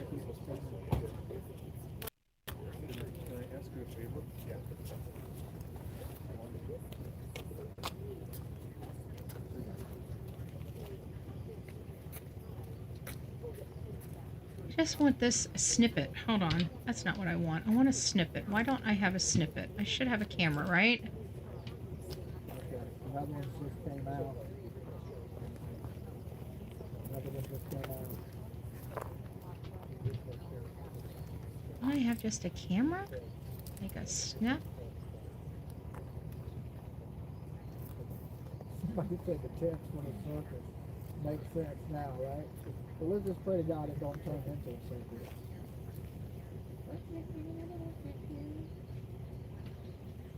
Zoom in a bit. It's just a tent. You can't see it. Trust me. If anything pops open, you can leave. I'm going to zoom in.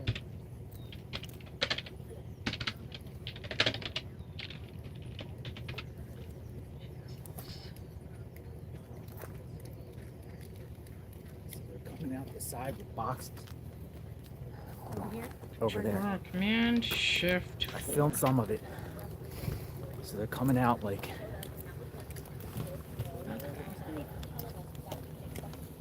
And they're going in with some sort of crate stuff.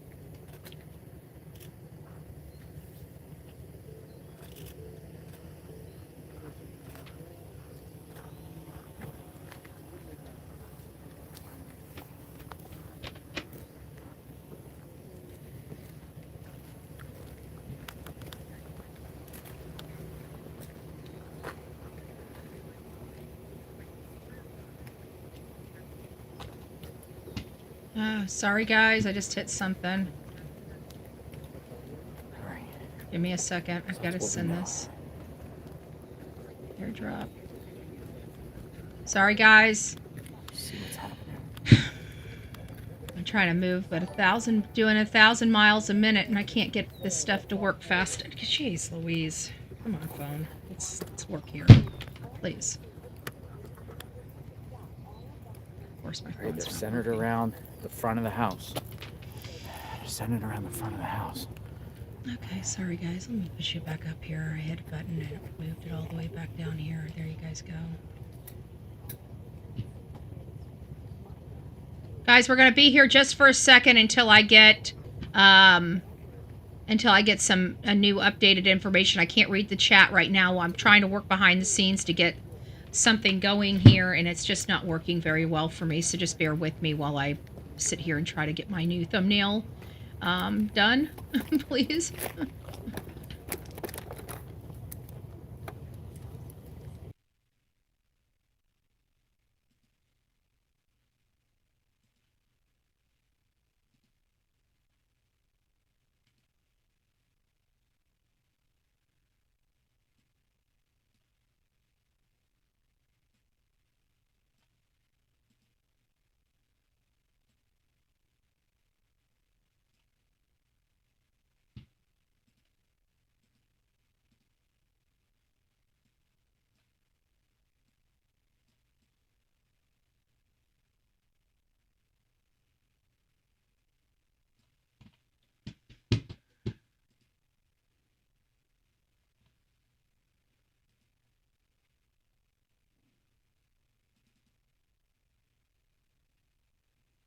Where are the screenshots?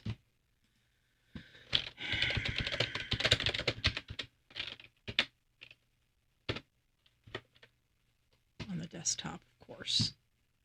Jesus, please. Give me a second, guys. Everything's got to be so blessed difficult. I do not see it saved on the desktop.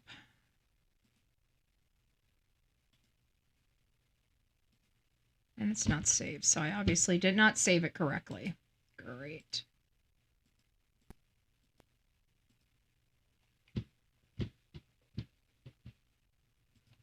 Guys, give me a second. I'm still trying to work on getting my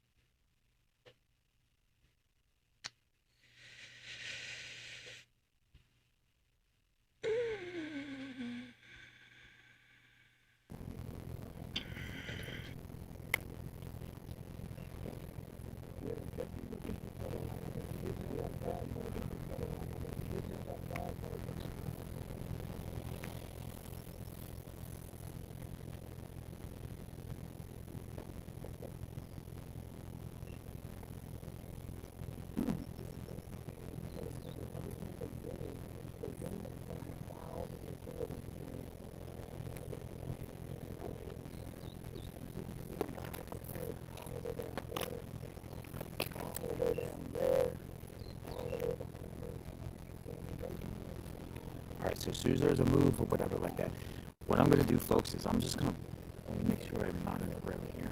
I'm going to point the camera here. I'm going to take my other camera around my lawn. I'm sorry? Can I take a picture of you? Alright, I don't know why this is like this and overlaying like this, but it is. So give me just a second.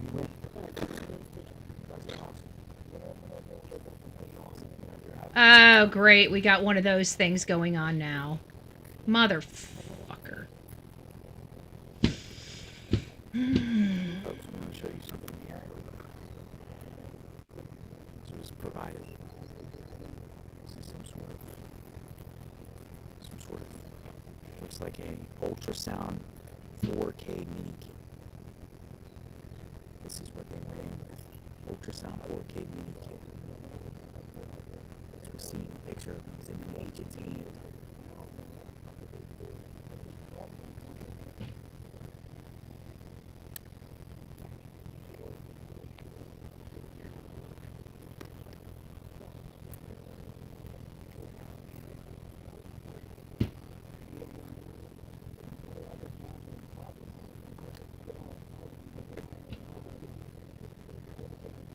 Yeah, I think we're crossing over to a homicide investigation. So I think that's where we're at the moment. Live chat. Wow, I have not seen you guys' guys, thank you. I have not seen you guys' stuff coming in. Tom, I appreciate the grind, would benefit. Thank you guys.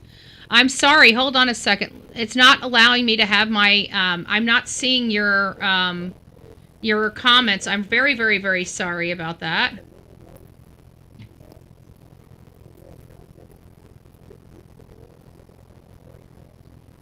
Oh, wrong one.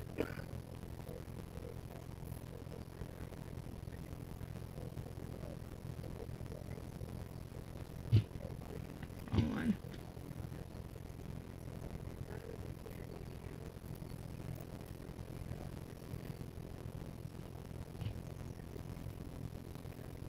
There we go. Now we're good. I think we're back to where we were. It was my system gets a little flustered, so I apologize about that. I'm trying to make a new thumbnail. My new thumbnail's not working out well. We just been having a hell of a time, folks. Just a hell of a time here. So just bear with me while we get everything back to where it needs to be. Good gracious. Good gracious. So what does that kit? What does that kit do? An Ultra Studio 4K. Ultra Studio 4K mini kit.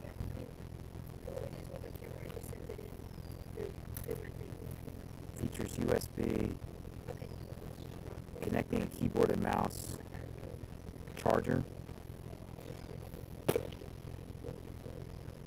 Why are they doing this now? Like all this now? Why wasn't it done days ago? Yeah, exactly. That's the question, folks.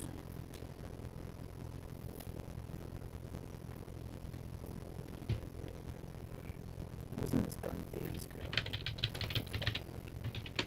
I think the reason why is because it's a homicide investigation now.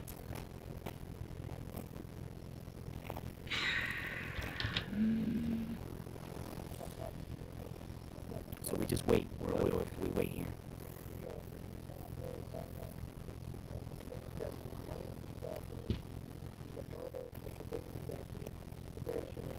Sorry, there we go. So we're just in a waiting pattern, it sounds like. Thank you guys for just tuning in. We've got breaking news. Something's going on over at Nancy Guthrie's house. We don't know what it is. But we're watching. I have a funny feeling it's because this just transferred. I think it's been a homicide investigation, but I think officially... Yes.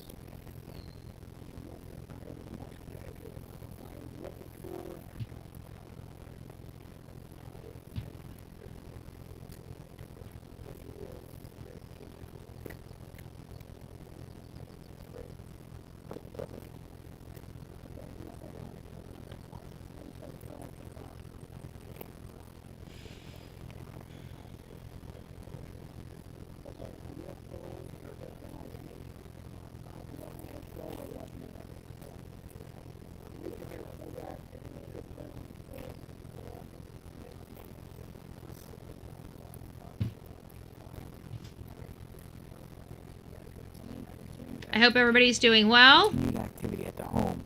I went down to the right side for a second. There's just two vehicles, federal agents rolled in, and then there's the Pima County Sheriff who has been stationed out here each and every day, just out here monitoring. And you know, who knows what's going on in there, right there. And unclear if they're in the house.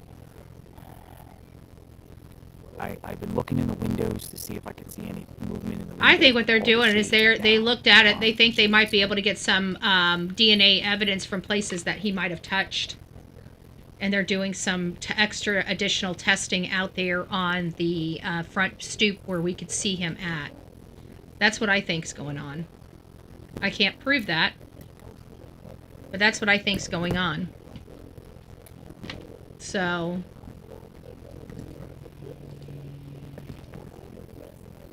a second, let me change.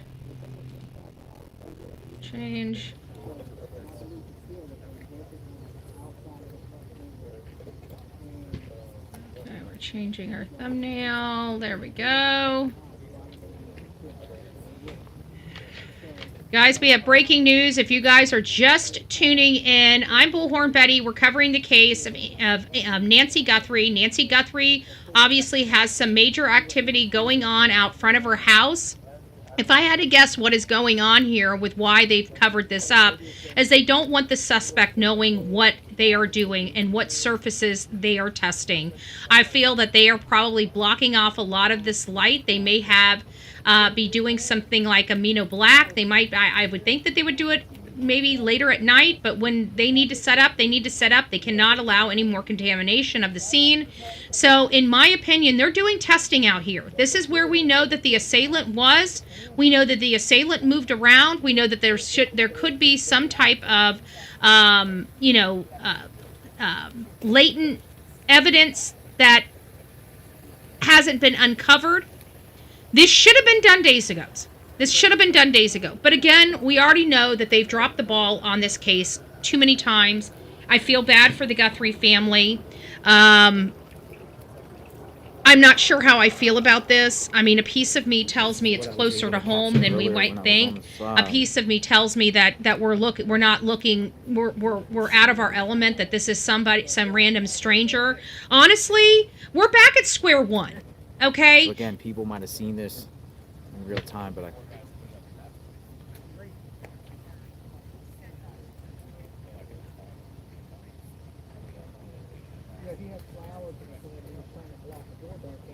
they're doing some major testing.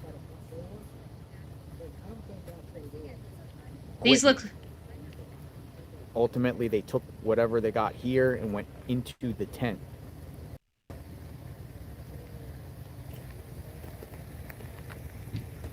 Those are chemicals. Maybe they might be also doing some 3D imaging. They might be going in there with 3D imaging software. So I'm gonna keep that would be between explain white suits. The white suits. If they're in white suits, if they're in the white suits, then they're doing a forensic testing, because that stuff for forensic testing is very toxic. Good morning, guys. Come on in. We got breaking news. Breaking news. They're at Nancy's home. They're back. They're back.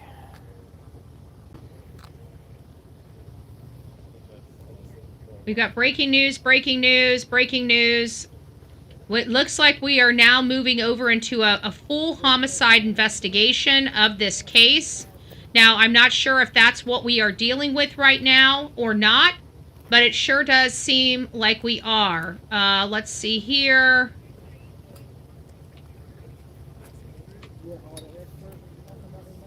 I'm going to turn this down while I do. You guys got the view. We'll be commentating. I'm doing some research, guys. This is happening in real time.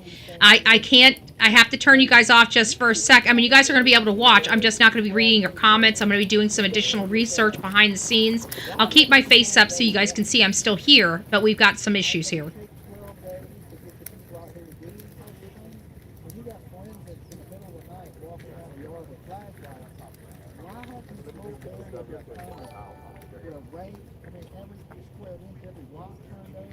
Thank you, Grave Crime with Grace. I appreciate that, because I'm a love machine. Thank you. And prayers for Nancy and her family. Absolutely. Thank you.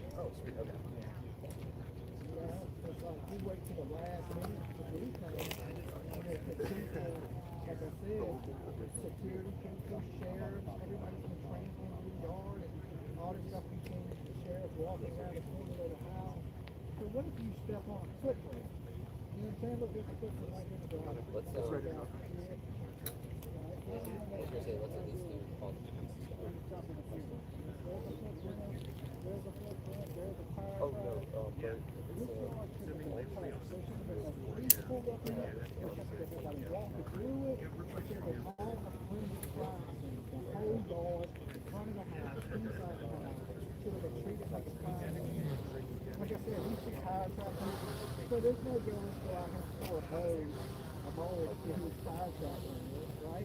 We can't go whose footprint is that because you clearly see like a footprint.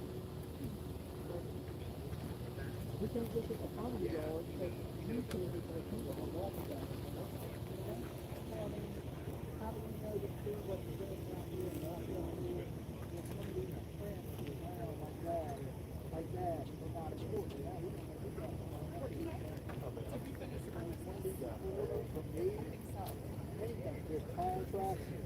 All this should have been taken off.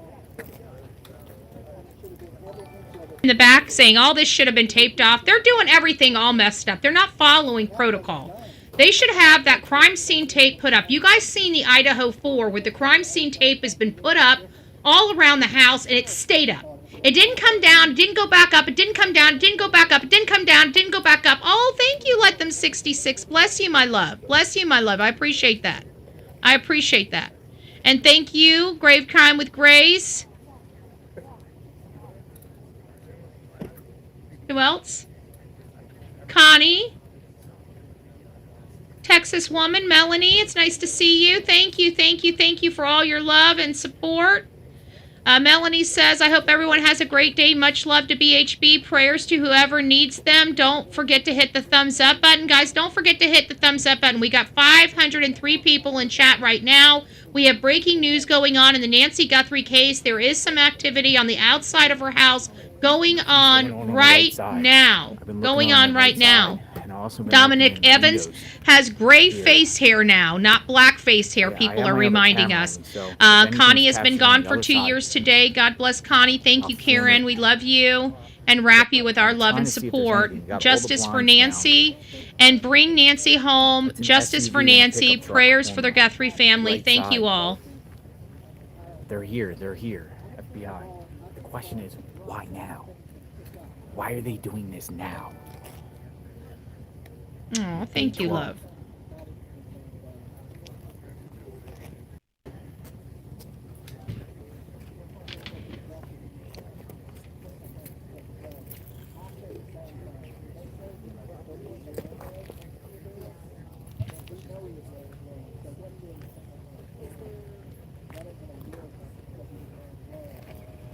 Great work on Minnesota. You were in Minnesota? Yeah. I know you are. Oh, really? Mm-hmm. Appreciate that. Yeah, you were riding around with a couple of friends of mine. Oh, is that right? Yeah. I'm riding around with a whole lot of people. Yeah. No, you do great work. You're always out there. Oh, thanks, man. Yeah, I'm JLR. JR? JLR. Okay, JLR. Cool. Mm-hmm. Yeah, I just kind of getting into the swing of things. Oh, they're leaving. Coming out. Let's go see. So we got one person coming out. He's not in a havoc suit. He's not in a white suit. Doesn't have gloves on his hands. So doesn't have booties on his feet. So just providing some obvious observations related to this. Let's pray for this crazy world. Amen for that. Amen to that. Thank you all. If you guys would like to help donate, we got about 45 more seconds to this round. I appreciate that. We also have some polling questions coming up. For those that are tuning in, we have some polling questions coming up here in the near future. I just saw on Instagram she's at a loss. Let's take a moment here and see if we can go over to her Instagram feed while we listen to that.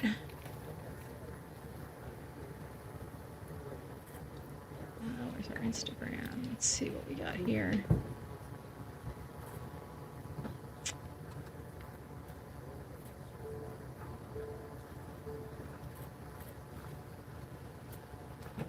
Why isn't it? Well, there we go.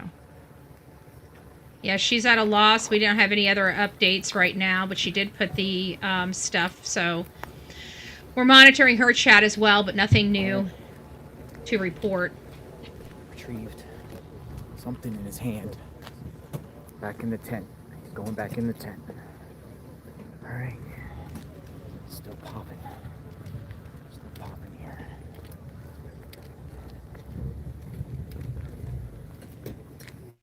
Still popping. So it looks like it's not completely up to the house because they must have it back enough of a ways where they're getting around because I'm not seeing them move the walls. So they've got it set back a little bit from the front door and got the walls covering it up. So that's what we have. Thank you. Thank you, Cindy, for just subscribing. It's nice to see why the tent. Information. So I appreciate that. The tent, in my opinion, the tent is here because, oops, let me not pause it. Let me just turn them down. The tent is here to obscure what they're doing. It is my opinion because there's so much notoriety out here. There's so many cameras out here. What appears to be happening here. A capture and playback device. It can capture HDMI or SDI video output from a laptop playing Nest footage, a smartphone mirrored in a monitor, a DVR,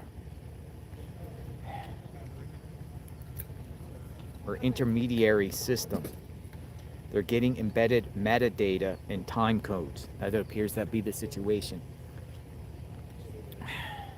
Now, I also want to...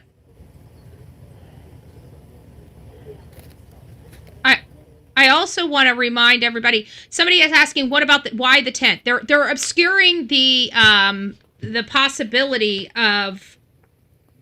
They're obscuring the possibility of people being able to see what is going on. Okay.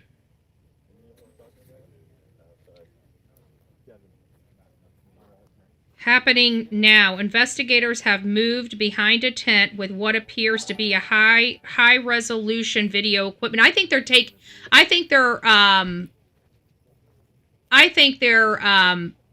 capturing 3D capturing the house, interior of the house.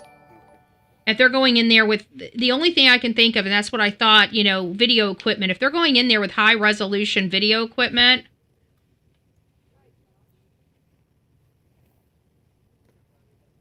Oh, this is an Ultra Studio 4K Mini. This is like what I'm getting. This is an encoder.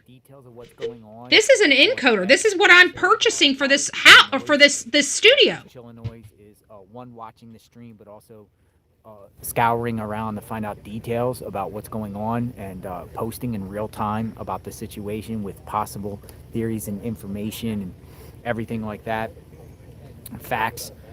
And scenarios, so go check her out. She's on X. Illinois, yeah, I'm friends with her. This is what we're not getting the mini. We're getting the actual large encoder. But this right here that they're talking about. This right here that they're talking about. This is an encoder. This is an encoder. This is to feed directly to a website. This is to feed directly to a website. So this isn't an encoder. So whatever they're doing there, they're having a direct feed to someone. An immediate feed. And when you have the encoder, you don't need that much internet. So I don't think her body is... No. I don't think this is related to her body. Mod chat. I think that I've already read that out of the mod chat. So we've got the investigators, why they are there. It looks like the Ultra Studio 4K Mini. That's an encoder. That's an encoder, folks. So whatever they're doing, they're streaming directly to somebody, probably a command center.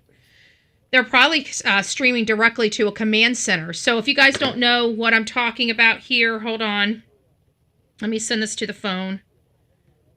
Let me send this to the computer real quick.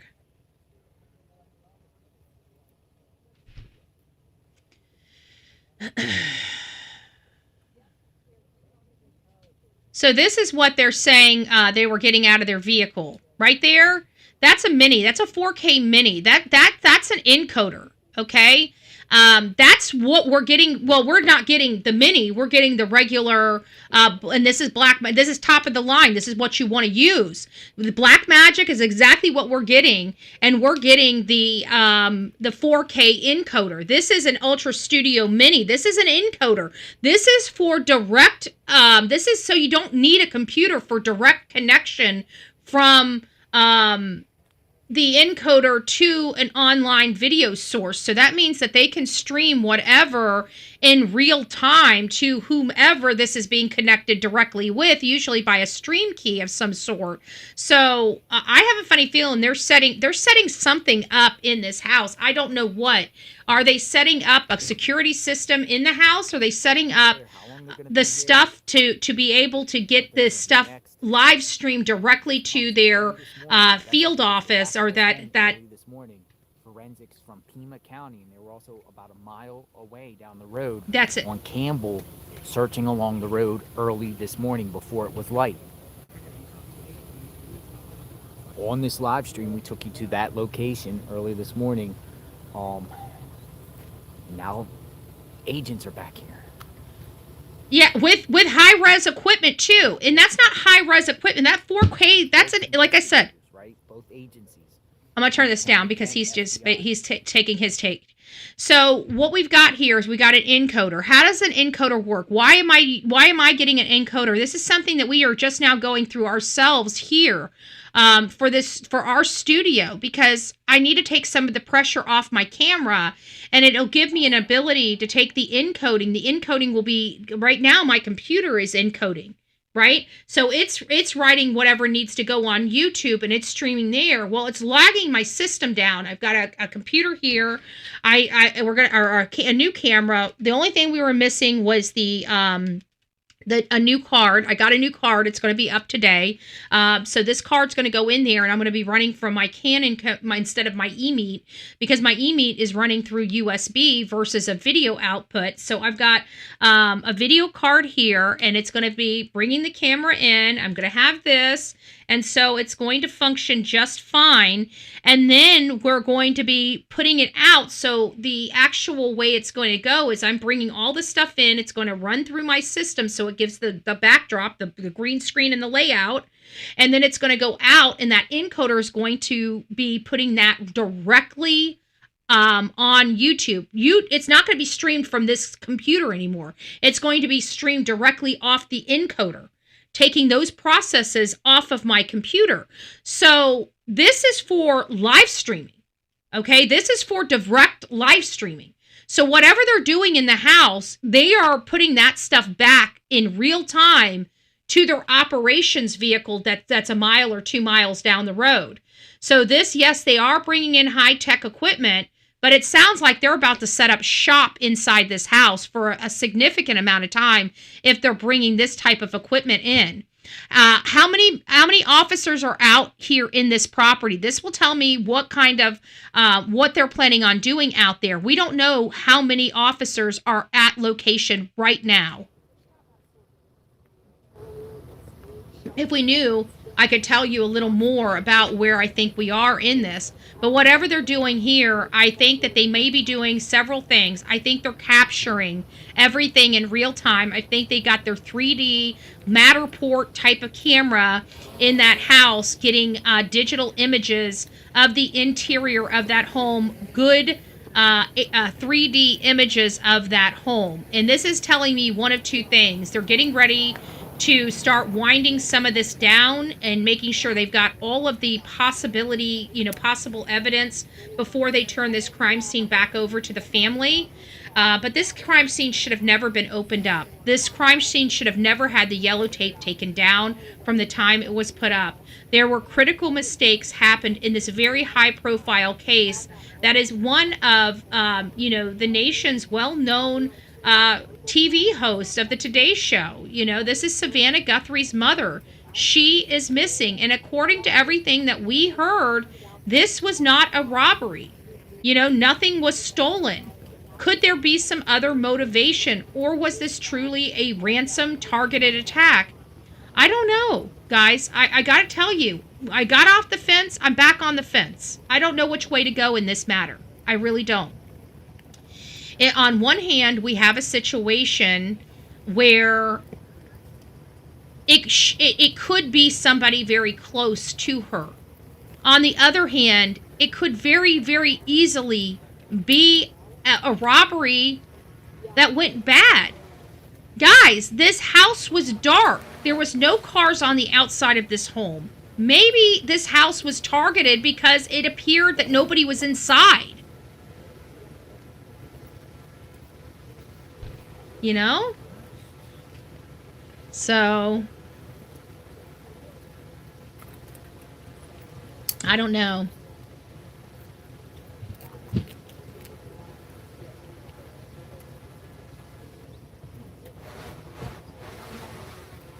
I just got yellow sheer from my plant window. Mustard yellow even, but they are so cute. It brightens the whole space. Aw, that's nice. Nice. Good morning.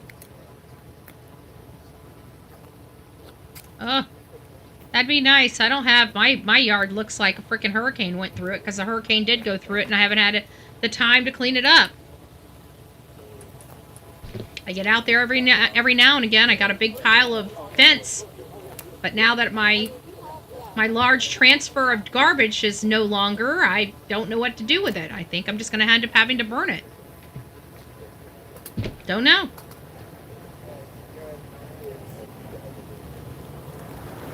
So if you guys are just coming in, if you wonder what we're looking at, we're at the Nancy Guthrie home. They have set up a white tent to prevent the looky-loos in the press from knowing what they're doing or explaining it to their audience. I'm still going to explain it to my audience anyways from the information that we do have. It does appear that they're taking potentially some 3D images in this home. I believe that they might be reprocessing some areas of this home. I think that the reason why they put the tent up on the outside by that front door is because they're going to do a lot of processing of the scene at that front door. I believe that they do not want any looky-loos seeing what they are touching. I believe that they gave us very limited videos or photos of the assailant, which they have many, many more photos on. In my opinion, as someone that has some weird obsession with Savannah and knows he can't be with her and wanted to hurt her, I believe he's enjoying seeing all this. Very well may be. It very well may be. But something's definitely going on, and I don't know what, but I'm going out on a limb here because I really, truly, in the pit of my stomach, after seeing this guy move, do not believe he's connected to. I don't believe he looks like I don't believe he's part of the family. I don't believe he's connected to the family. I don't believe he has anything to do with the family. I really don't. If he is connected to this lady, he's connected by employee, right? Employment. Whether it's the roof. Whether it's other stuff, like she's got a well-maintained property. The exterior is well-maintained, so if the exterior is well-maintained, the interior is probably well-maintained. Okay, we got that. Okay, thank you.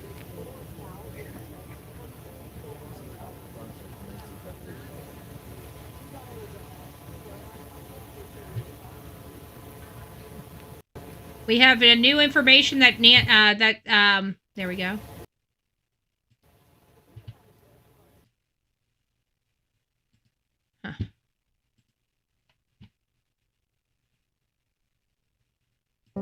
Oh, her mom's gone. Oh my gosh, her mom's gone. I'm gonna cry.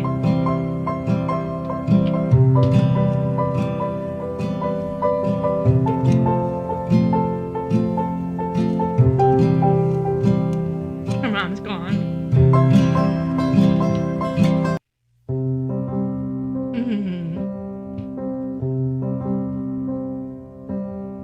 Oh, that's sad. Kind of took me by surprise. Sorry, guys.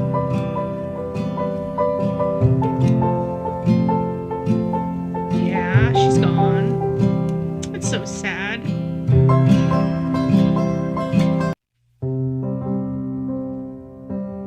Aw, that's sad. Aw. Sorry. That does break my heart a little bit.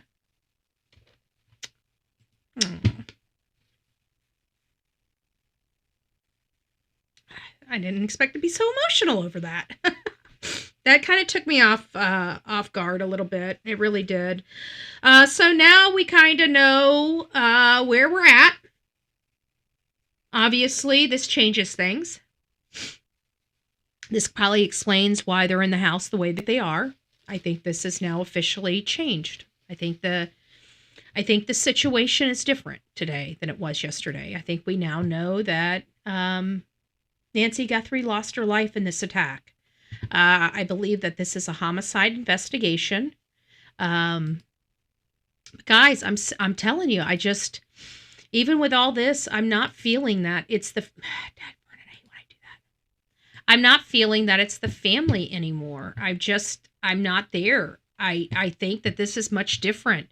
It might be a creep that stalked this family, that had a thing for Savannah Guthrie. It very well may be that, but in my opinion, it's, I'm not feeling the son-in-law anymore. I'm just not. I mean, it could change. Clues to find out who this kidnapper is, who the mystery person is on that camera that was seen. The whole world is watching. Guys, I'm going to go get another pot of coffee, brouhahaing, so I'll be right back, but I am here watching this with you guys. I just turned this off so I can go get some coffee made. If you guys need to go use the restroom, now would be a great time to do that. We are going to be here for a significant amount of time at this point. This derailed our show, but we do breaking news here on the Bullhorn Betty channel, so our show will be resumed as soon as we're over whatever is going on here. We need to figure out what is going on here. But with this new statement made by Savannah, with the tent being set up, I think we have officially moved this case from a criminal investigation into a homicide investigation, folks. I believe we are now in a homicide investigation.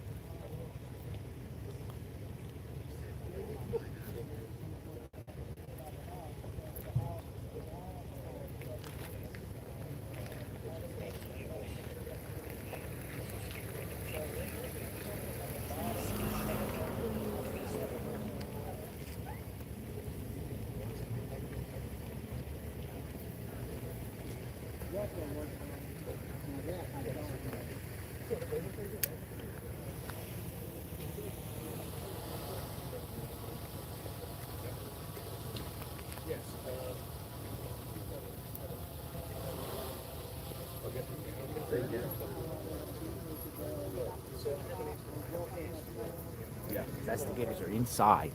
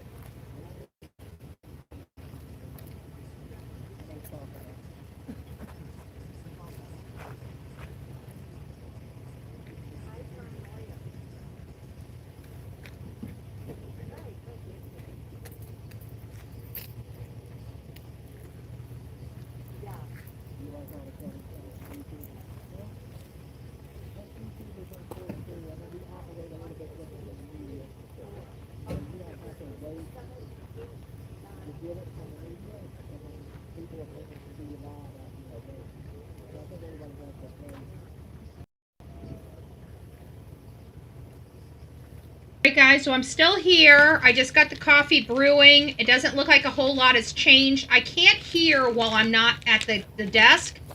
So, you guys are going to probably have to fill me in. And not only that, I heard them. No, I heard them making noise. I cheated a little bit. I'm making myself some bagels for breakfast. I'm getting hungry, so maybe grab yourself a bite to eat if you're getting whatever.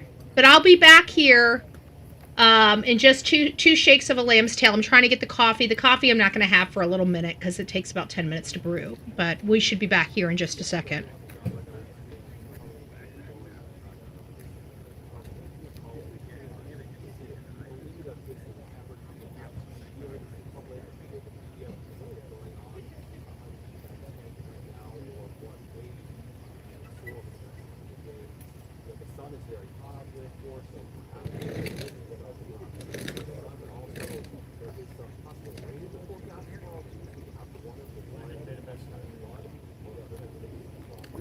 We wait.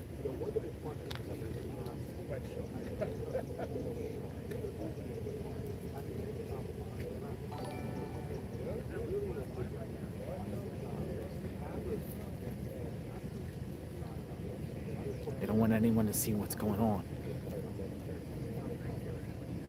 JLR, I looked up the scorpions from the other night, and they are the bark scorpion. They can kill. Please be safe. They looked to be the same color. Yeah, scorpions all out here. Definitely seen scorpions in the road. Thank you for the heads up.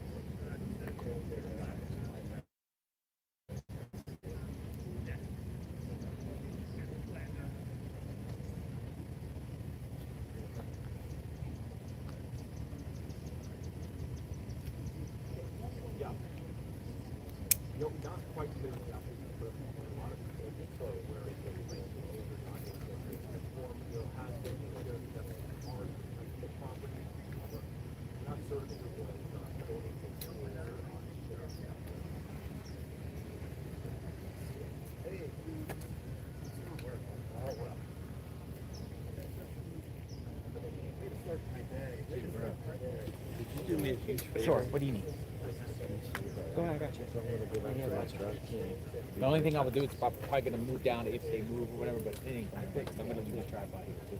Yeah, go for it. Did you go online? No, Jonathan doesn't get tired. He's a machine. Is that camera okay? Is that a camera? He's a machine. He could literally work for 48 solid hours. I don't know how he does it, but he can. It was targeted. I hope he's in jail. What? Well, shoot. What? I believe this man was hired to take Nancy. I'm not excluding over here. She wants to do her nor report. Annie until it's over. Just do my report. Fair enough. I'm going to honor that. Fair enough. Because the media here has been very nice. I think it might be, well, you know, we still have to overcome the fact that nothing was stolen according to law enforcement. We have to get over that fact, right? And so far we can't get over that fact because nothing explains it other than an inside job, in my opinion. Yes, ma'am. It's FBI. FBI. Are you a neighbor? Yeah. So come on in, guys. If you guys are new to this channel, I'm Bullhorn Betty. We cover true crime. We're covering the Nancy Guthrie case. No. I should be out there. I'm not. I'm here. But we will. I may end up going out there. If this case is still going after we're back from Sebastian's case, I will be back out there. But I'm going to be out there for a search, not for commentating or watching. We're going to be out there searching. Your security system? No gun? You don't have a gun? No, we did have a chat about it yesterday. So Oh, you talked about it? Yeah. So I'm just kind of waiting to see what happens here. I'm holding out that even though it's one way or another, it's a terrible outcome, whether it was targeted or not. Yeah. But if it's random, it makes a big difference for this neighborhood. I'm not trying to scare you or anything, but I mean, there's videos starting to come out, people creeping at people's properties and you know, sneaking around at night and stuff. I mean, see? How long you been living around here? 9 years. 9 years. And it's like I live at the top of that cul-de-sac, so it's not, you'd have to really go up there knowing you're going in there, or you're a delivery person that's lost, right? You know, you'd have to be going to visit someone there, not really a drive through like nobody would really know. Even here isn't. So I don't know. It is sounding a little bit more like it's something random that, you know, someone was watching her. Random, and somebody was watching her. What, like, I don't know if there's anything of great value in her home. That's like my breakfast. Right, well, I think that's Mine's what I'm not. thinking. I got They went in Asiago. with the idea of taking something and then something happened. Yeah, that's what I'm thinking. Out of there fast. She's a witness. But do you ever see, like, strange vehicles driving around here? I see them all the time. There's construction up here, there's construction down there. There's always work trucks passing up and down here. Really never take any notice of them unless they're like parked randomly on the side of the road, and that I haven't seen. You know what? This brings back that white van that people had seen. Remember that? It's a white van, and I don't remember seeing it. I passed by her house the morning. You didn't see no white van? No, and I passed here at like 8 o'clock in the morning. The white van. We heard about that early on in the case. That might be something, folks. Did you know her? Yeah, I've met her a few times at the mailbox, but that's the only time you don't really have the opportunity to, unless you knew her outside of here, because she didn't walk. And I'm always walking around here. She knew people in the neighborhood. She's been here for a long time. Yeah. Longer than you? Oh yeah. Yeah. I mean, her kids grew up in this house, so she knew a lot of people in the community. So I wouldn't have known her by that means. The only way I would have ever known her is just saying hello to her at the mailbox, and she always seemed very nice. People I knew that knew her said she was a lovely, wonderful person. Did she have a cane or something with her? So she yeah. walked. She couldn't walk more. I mean, she would walk like. Are they at Annie's house also? Slowly, you know? Scary. So I mean, she couldn't walk very far to get to a car. Like it would have to been. That's why I'm curious as to whether Susie, are they at Annie? They're at Annie's too. Do we have a feed at Annie's? Even if they weren't on a cloud. Guys, we're learning right now. To see, did it pick up anything on that side? We're learning right now that we have breaking news. Not only are they at her house, they're at Annie's house. Do we have a feed at Annie's? We can put multiple feeds up on the show. Yeah, he sort of came that way. So that means there's no vehicle parked here. Her driveway comes down the steps and then goes this way or that way. Yeah. So he would have had to come in either one of these ways. So either he parked on the street or on the side there where there's nothing makes sense. That's about the only thing that makes sense. Wahlberg girl. Nothing makes sense. That's it. That's it. You got it. Ding ding ding ding ding. How you feeling about the media out here?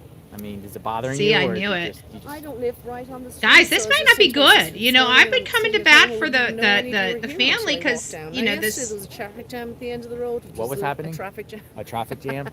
Coming out of my called it a while ago in the chat. I didn't see it, Anna. When I have people in chat and I'm researching, I don't see a whole lot of chat. I apologize about that, love. It needs to be kept alive so it can get solved. It's all connected then, not random. A lot of pressure on investigators because normally a lot of these stuff happens around I could the tell country, from the first video of the family that Annie was Yes. involved. You know, well, There was a man went missing up in the deception detective picked up on, he never quite called them out, but he said he knows that Savannah Guthrie isn't. You know what I'm saying? So people get upset about stuff like that around here, but it is what it is.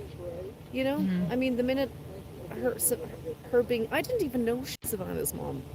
I've lived here for 9 years. I had no idea who she was related to. Gotcha, I didn't see. Someone sent me a photo saying this is the lady that's missing, and Savannah was in the picture with her. Hopefully we can get a feed. A relative of hers, and she said it's her mom. It's like, what? What's your name? We can get a feed. Shirley, JLR. Thank you. Nice to meet you. Thank I've heard Be of safe. you, all right. I have a good friend that follows you all day Awesome. long. And Thank you. Gives me your updates. Thank you. Bar Be Rooney. safe. JLR's like the frickin' proverbial wolf in sheep's All right. clothing. Neighbor. Did you hear her? She's walking her dog. She came over just to say hi, in a sense. Give me a second. I'm trying to find another feed.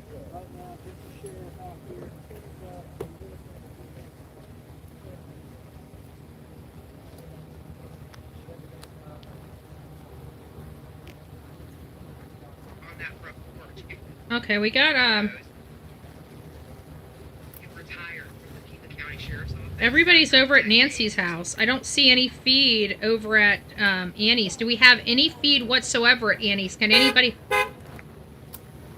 follow and see if we've got a feed at Annie's house anywhere? Whether it's a content creator, media, somebody's got to be running from Annie's house as well, right?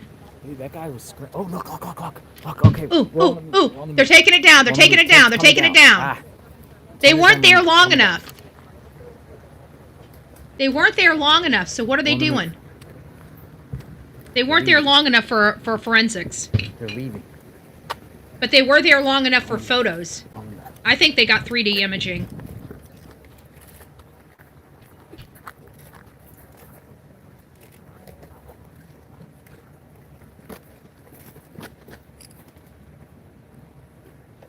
I think we're dealing with 3D imaging. Lieutenant's coming down. And investigators. Did they plant somebody in the house? Did they put film up in the house in case somebody came back? Here's the tent. Bags, tent. There's the tent.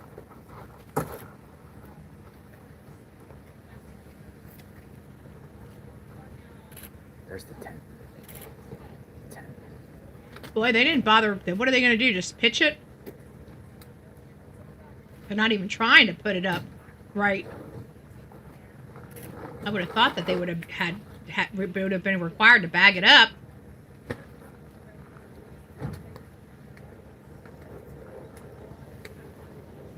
I don't know, Audrey. Tell us who you're with. Are you with the sheriff's department?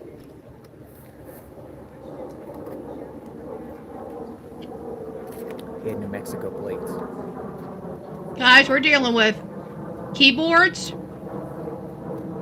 You're talking about camera system here.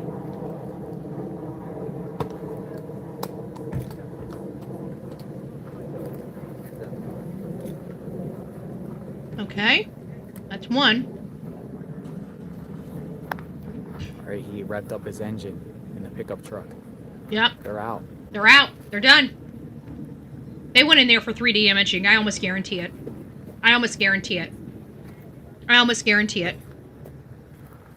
Probably height and images.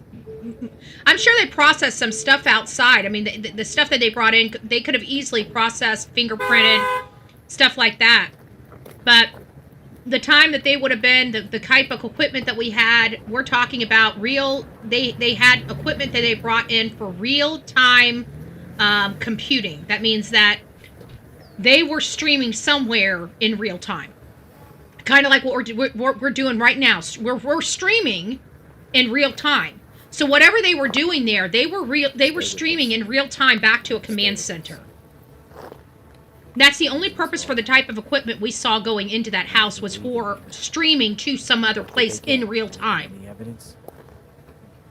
3D imaging of what? The interior of the house. Who this person is? The 3D imaging is perfect for capturing specific, like if something's tilted over, tipped over, it captures all of that. It preserves that scene in the scene that it was taken from this day.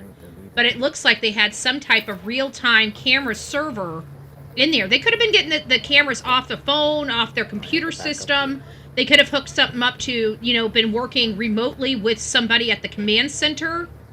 We don't know what the situation is, but we do know we had real-time communication with somebody, because they had a Black Magic Mini 4K encoder, and the only purpose for that encoder is to take the stress off a computer to be able to send real-time right through a stream key to a location. And they're not putting this on YouTube, so my common sense is telling me they were streaming it back to the FBI, Washington, D.C., or to the command center, or all of them.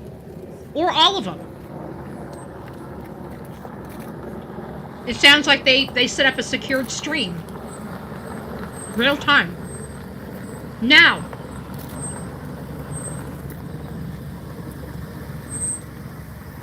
did they install equipment or take equipment away?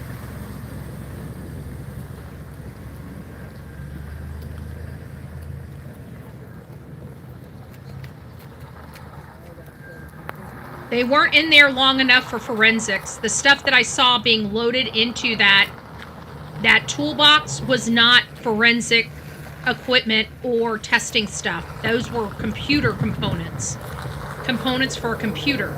So they were doing something digitally in addition to whatever they were doing on the outside of that house. They were taking fingerprints and doing some forensic testing on the outside of that front door. That's the only reason why I can assume that they had to cover that door. They didn't want anybody seeing what they were doing on the outside of the door. So guys, that's kind of where I am with this. This doesn't change things. A frenzy out here.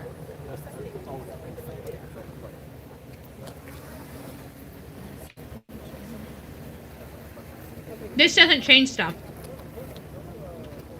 What do you think? Something is majorly going on. I'm going to tell you, when we come back March 5th, I know that seems like a long day away, but we were out in front of Gabby Petito's for weeks before they finally found. And if this is a circus here, let's look at the circus is going to be there.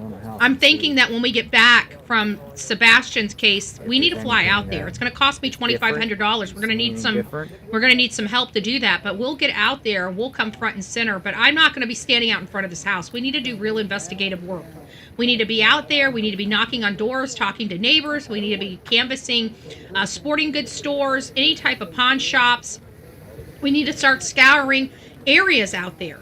If you guys truly believe it's a family member or it's Tommaso, well, Tommaso's only been to several places. There's only a few places that man feels comfortable in certain areas. Okay, he's not from the United States. He's been here only since 2006. So his unclear exactly what they did. His knowledge of the area is only 20 years. It's not lifelong. It's not 46 years or 56 years like his wife. It's only for 20 years he's been in the States. So if we do believe it's an inside job, we've got to look at areas that they would feel comfortable working in. Isolated areas that they feel comfortable working in. This woman had to have been removed and taken somewhere. Was this person from that community? There's a possibility that the person is right under their nose and is a neighbor. Or a neighbor's son. Or somebody living on a neighbor's property, maybe in a another secondary home, a second home on the house, or a second house on the property, a guest house. It's somebody that Tommaso knows, Susie Q believes. Savannah hired a private investigator. I hope it's not that frickin' unscrupulous PI. I hope it's somebody with good resume. Not that one that stalks and attacks content creators like me. They would sell very well. He hikes and he also wears backpack. Yeah, but so do hundreds of thousands, millions of other people. Question is, does he have an Ozark Trail? I don't think he has an Ozark Trail. An avid hiker doesn't use Ozark Trail. They use avid hiker gear. His backpacks that I've seen him have on before were more expensive backpacks. You can see it on her Instagram account. Yeah, we have her Instagram account right here. I don't want to play it. It made me sad. There it is. Oh. Her mom, her sweet mom, her sweet mom. It just started honking at everybody. I wasn't prepared for that video. He raged. He was like, "Get out of the way."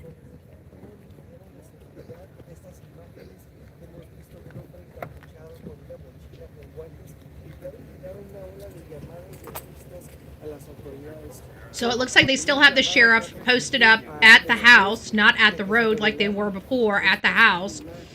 It looks like they went in the house for something. They had computer grade equipment. Their equipment was encoders and other things that they need for live streaming directly to someone or something. They had a Blackmagic 4K mini encoder. And again, I'm sorry, I'm starving. It is an Asiago bagel, a fresh Asiago bagel toasted with cream cheese. Like I had to slice the bagel in half. What's going to happen next out here? Well, the question is we only saw Nancy's house, which is really, really a shame because we're hearing that there was also a secondary location over at Annie's house that nobody streamed. And I'm upset about that. Because if we think that it's Annie that's responsible, we should have had cameras on Annie's house, not Nancy's. Nancy's only has evidentiary information about what may have happened inside that home when she disappeared. However, on Annie's, we're looking at Annie and Tommaso's family as being culpable in this, or potentially culpable in this, and we had no eyes on that property to determine, are they just taking pictures or are they running a full forensic investigation? Maybe this was to take all of our eyes off of that. Officers do things like that, guys. I've been doing this a long time. I've seen it all. Any other location. I've seen it all. And if they were executing 2 search warrants, one here and one there, that could be a problem. That could be a problem because we only had eyes out here. We only had eyes out here. This is more of a reason why we need Bullhorn Betty there, because I would have a camera set up out here, live streaming the front door, and a camera set up out there. And I'd be monitoring both of them. And if somebody knocked over my camera at one, I'd drive over, set it up, give somebody snarky freaking looks and tell them to touch my shit again. I'm going to do something. On day one? No, I'm just joking. Like, literally. Why wasn't it up on day one? Excuse me. I know it's rude to eat while I'm live streaming, but here, let me make the food gods happy. There you go.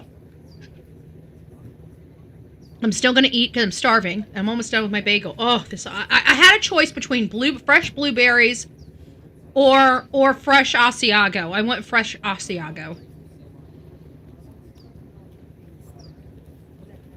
News was at Annie's too. I understand that, but I didn't have a live feed.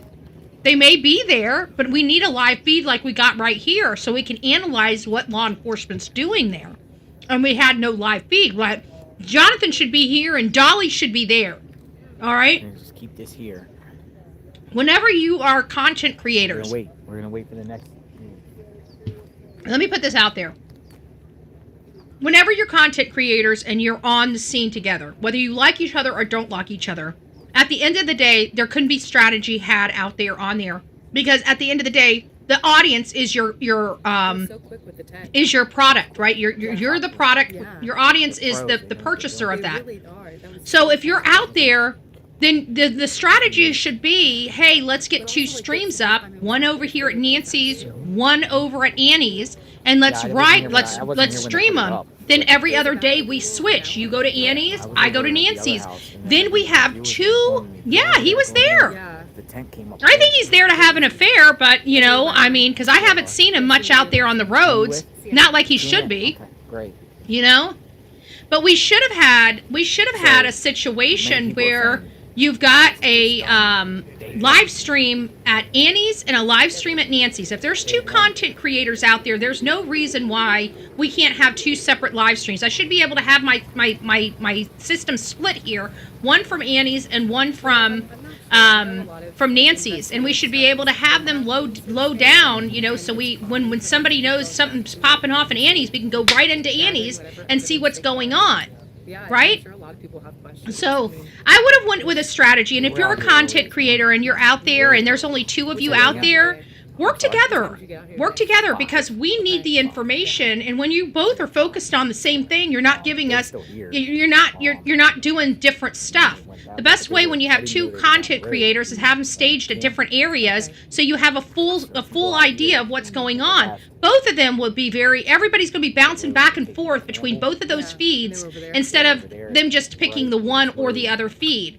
It's better for everybody involved to work together, especially the victim. Okay? At the end of the day, especially the victim, and more so us people out here that are looky-loos that want to know what the hell's going on because we're so nosy. As if they feel like the person maybe went out But that way. that's how I would have handled it. Just saying. When I was looking at my map earlier, did you see the? I think it's a very sloppy job, but just making me. For the 11th. Yeah, for the 11th and also for the 31st. And they said that there was a vehicle on via Let's just listen. Entrada. Where are we at here? So we're over here. Via Entrada is this road here. Yeah. So I don't know. So right. This is where they were at this morning. Okay. Go out here and go there. Yeah. I mean, it looks like no, they don't. They do connect. Yeah, it's all interconnected. Yeah.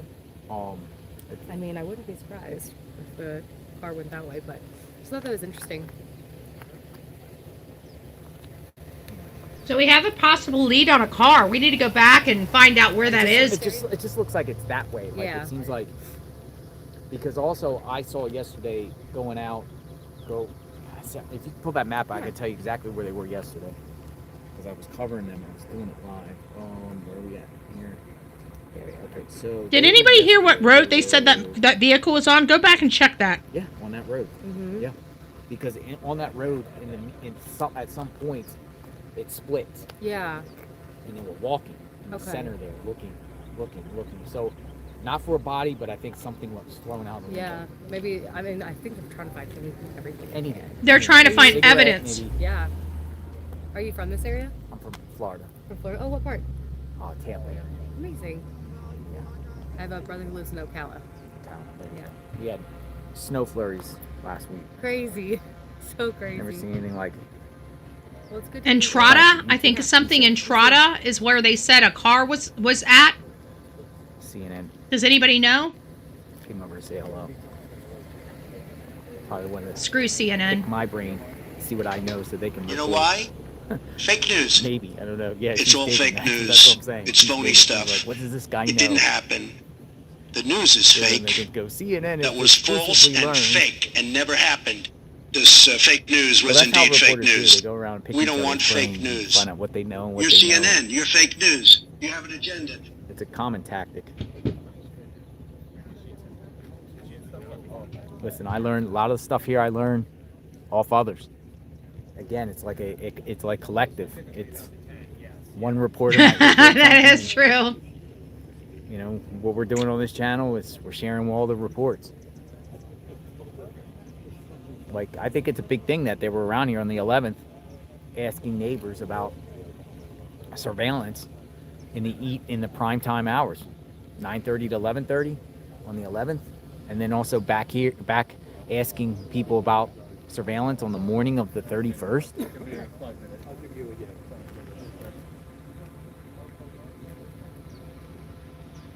They are asking neighbors to check cameras January 11th between 9 p.m. and midnight. They're trying to confirm A&T have said, or maybe a chip.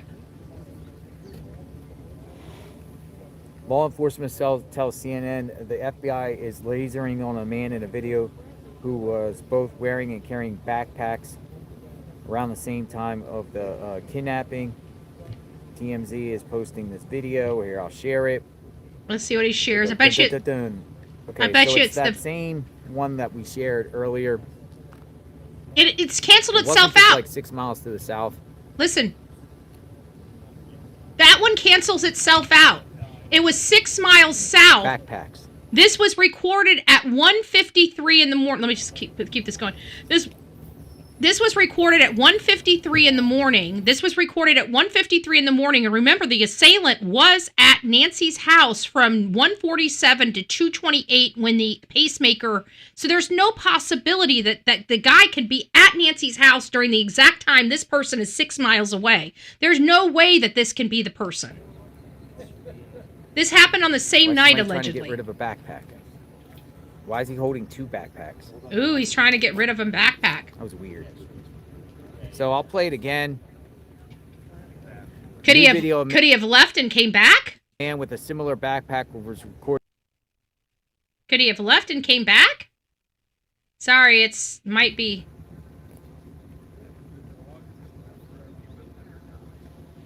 It's just, that's weird. In this area. I don't know the location. But they're saying it happened. It was on at 1:53 in the morning. Having another backpack. What type of person's running? It was around at night 2:01 at 1:53 a.m. There's no way. What in the heck is that all about? To me, it doesn't look like the same backpack. It doesn't. This might have backpacks. But but the homeless people usually walk with it around. This is not a homeless person. That's too nice of a backpack. He had too many things on him that didn't appear to be homeless. This was somebody, in my opinion, I think this is what we're going to ultimately find out is this was random, and that this assailant is a creeper. Person seen on. This is probably somebody that's been doing this all over this community under the night. and he's never injured somebody or killed somebody before. Because they're saying the backpack on the other guy is called a Ozark Trail Hiker. Ozark Trail Hiker. From this guy. Ozark Trail Hiker backpack. That's what most media outlets have identified the backpack. The one we just saw doesn't look like the same backpack. Ozark Trail. There we have it. Have they checked homeless encampments, I wonder? It might be a good idea, Giggles.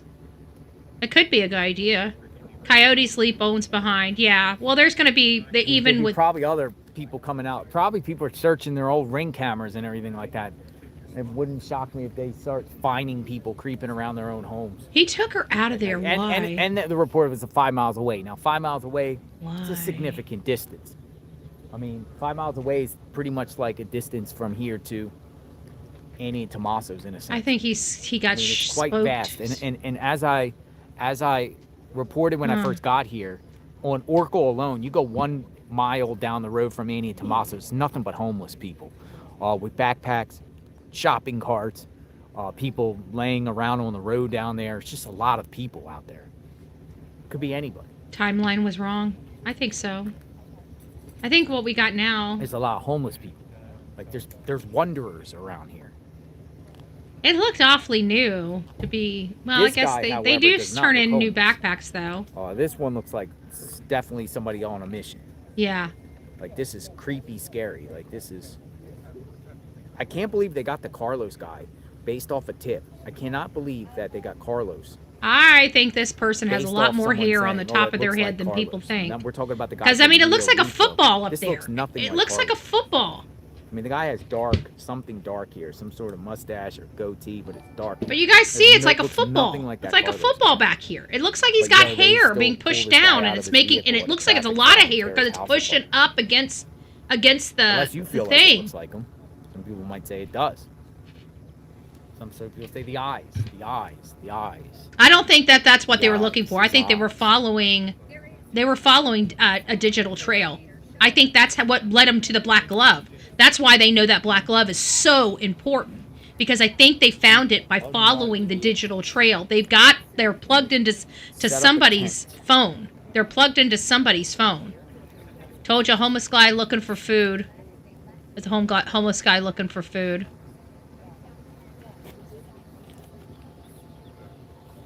I think he took her out of the house. Might be. A lot of people believe it's. I personally thought it was personal at the beginning. I was saying Savannah Guthrie post video after investigators set up white tent.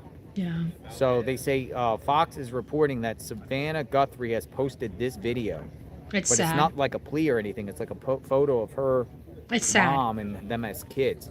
They're saying while investigators were here, she posts a video. I think she's gone. I think she's gone.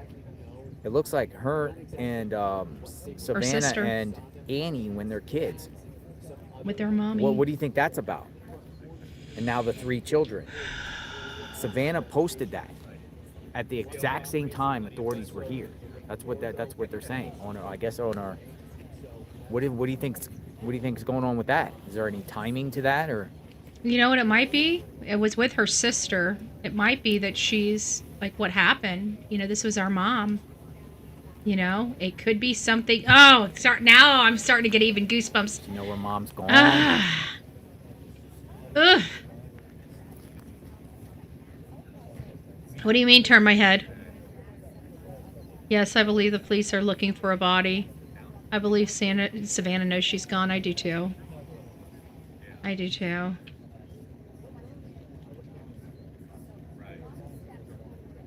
I don't see why a homeless person would move. No, this wasn't homeless. Louise, Fox News said You're making a great versions point. Of the surveillance video are meaningless. You're making a great point, because I don't A lot see. of people have been zooming in and doing AI.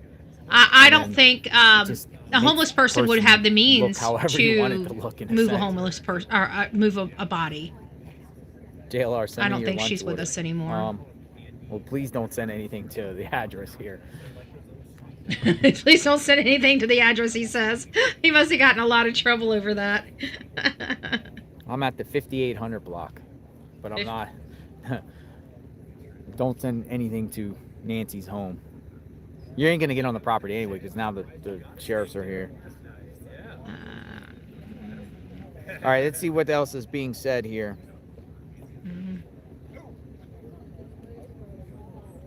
We're supposed to pick a side.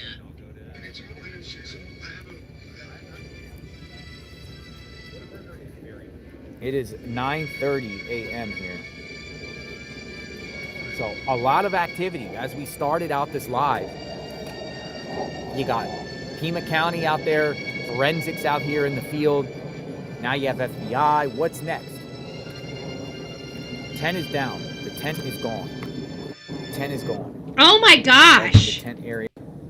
Could They're the gone. assailant be watching this? Hey, how are you? With all the people out there? It's okay. And they're not kicking you out. No, they're pretty. I don't think since they've been in there, they're not. I don't think it was meant like that. Somebody ordered pizza. It happens. You know, that's what they did out at So you've been here for this. You mind? You Nancy. You know what? I gotta go live. And just... Gabby Petito. Yeah, I'll talk for a minute. All right, so Uh-huh. I'm here with John DePietro. Yep. From New England. Yes. Out here, you've been out here for days Yes. covering. What's your take on the whole situation by your coverage and what your perspective is and what's going on? In covering different scenes, what we're seeing right now, and I know there's always like This is interesting. and there's no perfect investigation, but what you're seeing and people are seeing right now is, to me, this shows the FBI has really come in. The day, here's what should have happened, and where should I be looking? Just straight ahead. Yeah, you can just look straight ahead. Here's what should have happened. This entire house should have had yellow tape around it. Annie's house should have had yellow tape around it the entire time. Mm-hmm. The front entrance all should have been a 10-up block. Told you. I covered a missing persons case. They took over. This woman was last seen going into this house, and they got a proper search warrant. They found her blood in the house. For a month, they had police in the driveway 24/7, and the entire property was a crime scene. So when the sheriff said, oh, you know, we took everything we needed to, and then they allowed people to go in, and then the media was up there and seeing the blood, like immediately, I was like, you don't do that. Insane. Told ya. But let's look at the FBI clearly has come in. Yesterday when we saw, you know, how they were, and you and I were both here, they're canvassing right here. Mm-hmm. So they're going through a checklist, and then they're saying, who went through the grounds? Like, all this stuff should have been done. And Told ya. From you've probably heard the same thing, JLR. There was some resistance with the He's FBI, another media guy. and the sheriff didn't play ball. People need to understand law enforcement's very territorial, and that's also one of the problems. Not to go Told on a ya. tangent, but it's one Arrogance. of the problems with ICE is a lot of the police. It doesn't matter whether it's Minneapolis, but they consider that's their city. And in many ways, the way they can operate is they give people the impression we run this town. If that's upset, then they feel there's a problem. But just staying with this. So you think that might have an element to the situation with, as far as the Pima County Sheriff saying, well, I don't want the feds coming in because of national, they weren't cooperative. like, hey, now. They were in, but they weren't cooperative. That's what I've been told. And so, you know, if you remember one of the first press briefings, he said, I'm still waiting for these web companies or someone to get me back the information. Now, I can tell you that set off alarm bells. Feds that I knew were like, what? I covered the Brown shooting. I mean, when the FBI comes in, they have a lot of tools. Yep. The local law enforcement Told ya. doesn't have. They have, you know, they have satellite. They have so many different elements. Things that we of don't know cell nothing towers, about. of We're not even car thinking surveillance. about this kind of People don't technology they realize have. that. And we learned this in the Karen Reed case, but your car is actually a computer. So when you're Told ya. riding along, it's setting off all kinds of signals. Told Those ya. things can be traced. So the hesitancy, they've never handled a case like this. I don't think he knew exactly what he was dealing with, but they were not exactly, you know, you saw it the other day when the sheriff was in front and they had the pizza delivery up there. Now, that guy never should have been got up on the property. And after that happened, I know they put something out. We shouldn't have to tell people not to deliver pizza, but I said to him, Even though it's for JLR, the person he's speaking to. because the Daily Mail, I mean, they tap phones over in the UK, right? They break into people's voicemails. So the idea that could have been some YouTuber saying, yeah, I'm a Domino's guy, and go right up to the house and film it all like that. But just getting back to where we are today. It's making a valid point. This tells me they're starting once again at ground zero.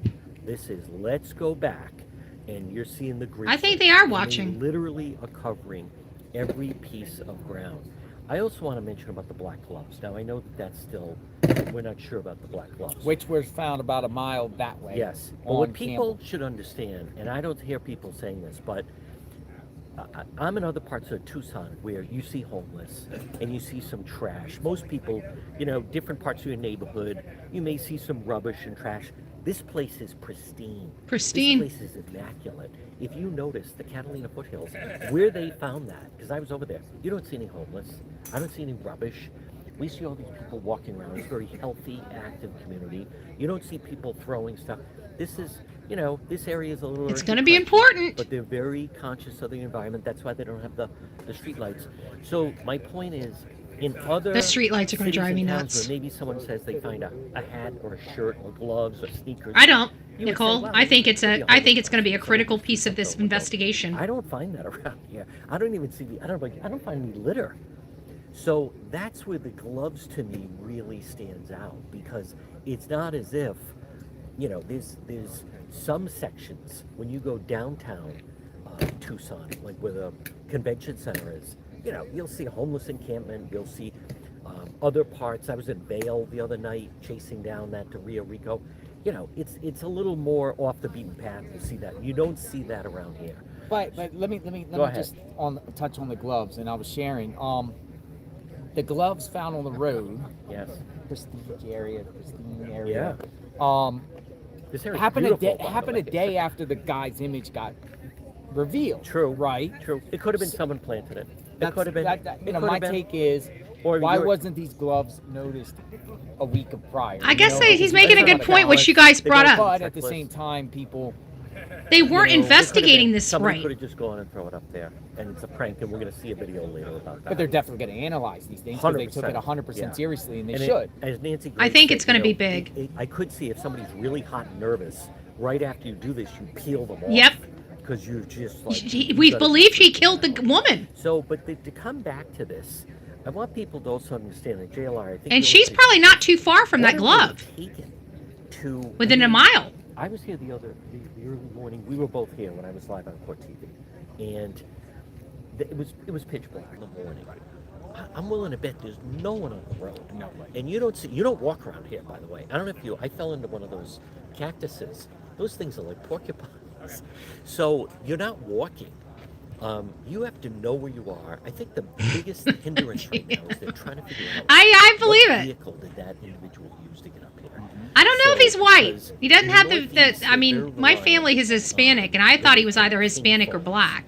And we had a black lady in here yesterday, and she says, no, I'm black, and it's not a black person.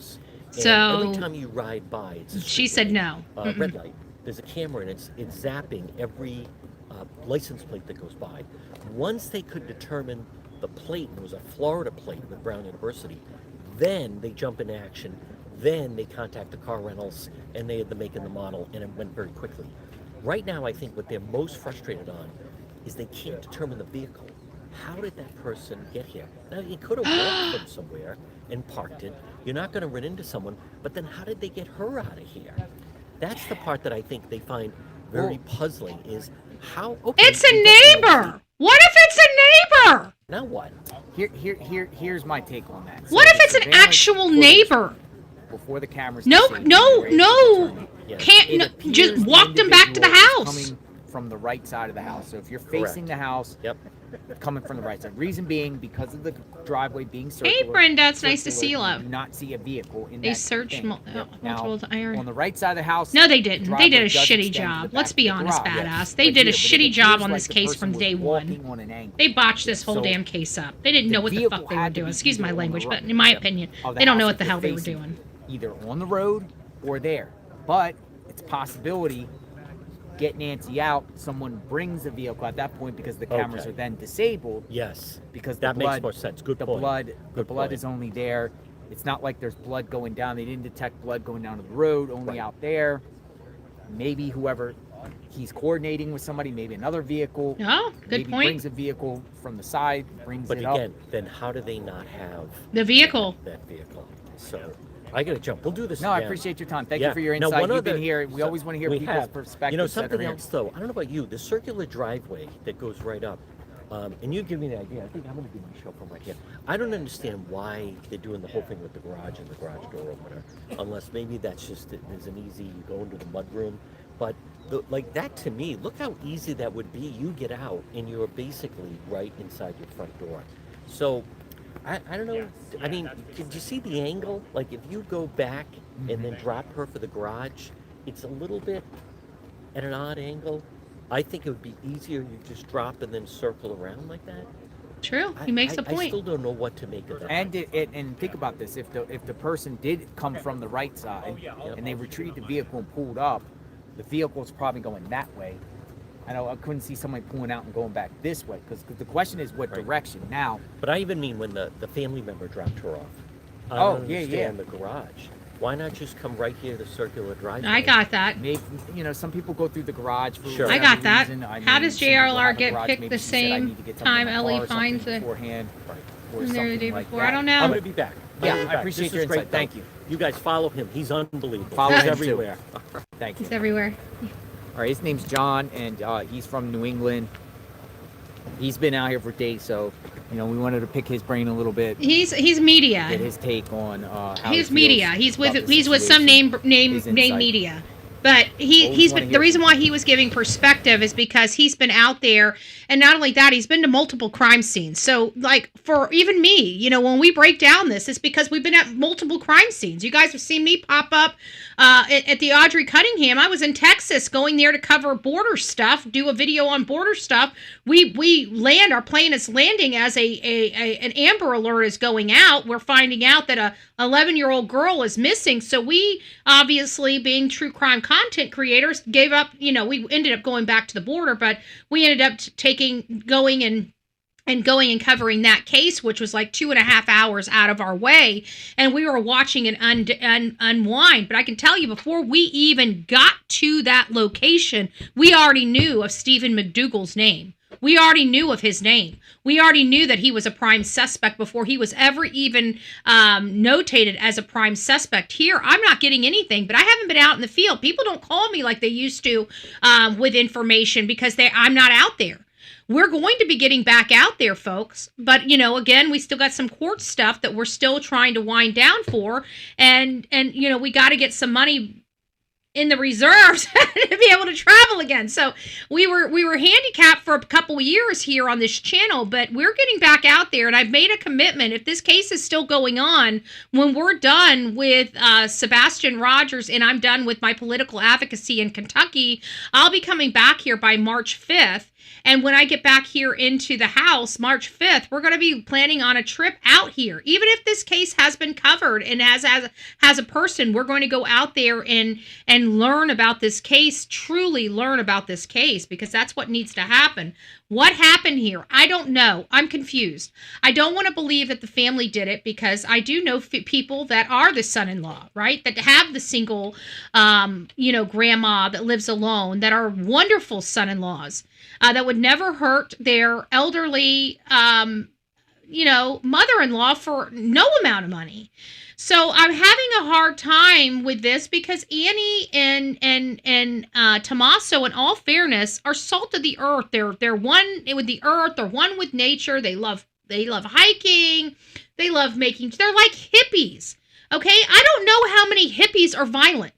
Okay, but they're like a bunch of hippies to me. Kumbaya people. And even though we don't know them, I keep looking into them, and when he was brought up as a person of interest, he fit. He made sense. But I honestly believe we're dealing with something different now that we saw what we saw. What are we dealing with? I don't know.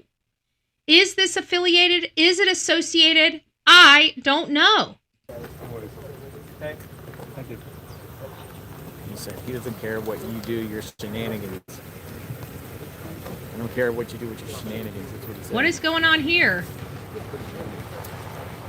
Looks like DHL is moving in. He said shenanigans, didn't he? Shenanigans.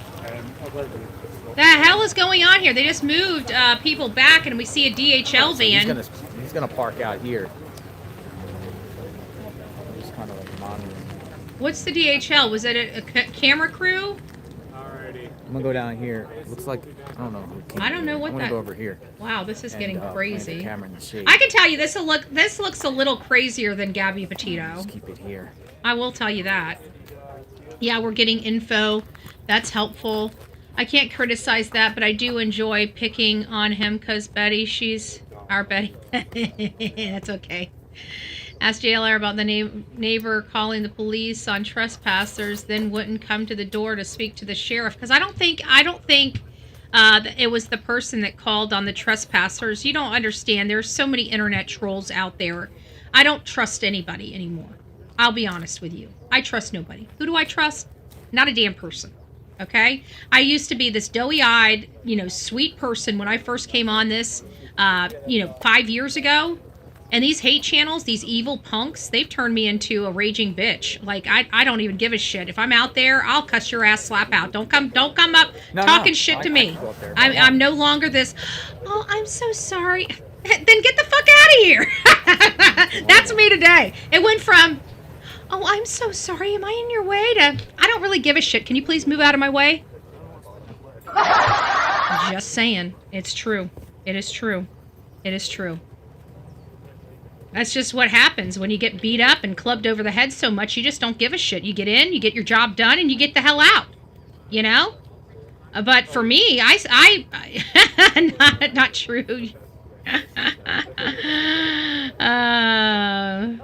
This is funny. Department of Homeland Security. DHL is a mail package delivery. I know, but they usually bring some people in. I think they're setting up FBI. I don't know. I've seen so many things in my years covering true crime cases, stuff that law enforcement does, even putting people in houses and letting them sit there just so they can, start working on infiltrating neighbors and stuff. Like, I've seen everything that you can possibly imagine from, like, James Bond movies and shit. There are some things that do ring true. Believe it or not. Somebody was over there walking on the property. Yeah, Like, I'm sure. DHL does medical body fluid transfers too. Stool samples, blood samples. I used them before. Well, it looks like they went into somebody's house, but I haven't seen them leave somebody's house. Usually they come in, they pull up, they drop something off, and they're on their way. So we're just going to keep it here. So, all right, guys. Well, it looks like all the interesting stuff is now to the Wade side. See what's happening here? I got to go make a phone call. As you can see, it's crazy. I'm going to go ahead and start going back to our show. We'll keep this up. We'll run through it. We know that there was a person. I don't believe this person could possibly be it. This was taken on January 1st at 1:53 a.m. and the assailant was physically at Nancy's house. Now, we realize from everything that we're learning from mainstream media that it sounds like they don't have the vehicle. How are they able to transfer Nancy Guthrie from her home away from there? Well, even a mile and a half is still part of their community. Did you see the land and all those roads are interconnected? And they don't have a lot of lights in that area. They have no camera footage in that area. The only place you're going to get camera footage is at the lights, at the traffic lights. And those are at the main things. So if somebody is in that community, they're probably not going to be able to pick that up. And that is a huge community. I want you guys to look at this. Hold on. Let me just put this up on Earth Google.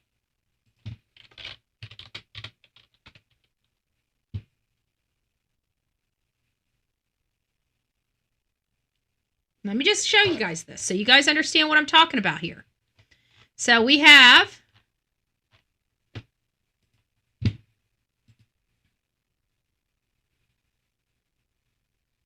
okay, look at that. Let's see what a mile and a half radius looks like. Let me get up here. Let's move you guys over just a tad. Maybe actually, you know what? Maybe I'll make it a little bit smaller so we can see the totality of everything. So as you can see, this red dot down here, that's her home. That's her home way down here. So we're not even there yet. So let me go ahead and put this out here. Okay. So let me find her home. We put her home front and center. Okay, why do I not have... Okay, so we have her. There's her home right there. Okay? Now let's find... Where's my mat?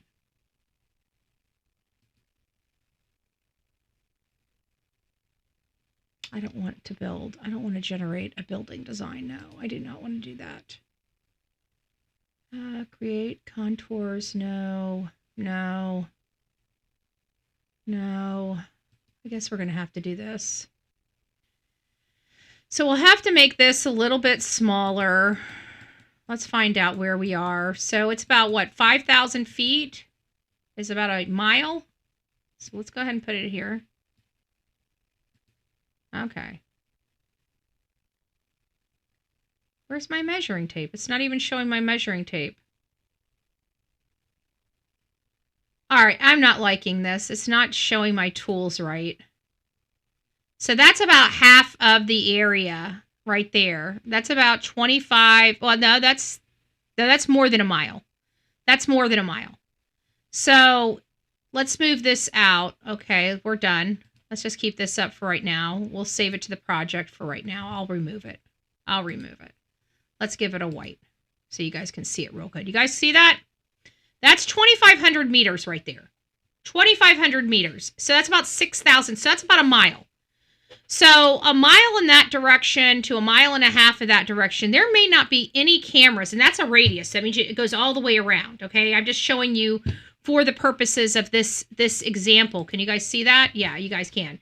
For this example, how far a mile would be, or a mile and a half from that trajectory. Okay, we're looking at 2,500, almost 2,600 meters right there. So if that's almost 2,600 meters, that's well over a mile. So let me just give it more of an... that's just... we're going to edit that. We want this to be down to about... Let's go nautical miles. Let's go to miles.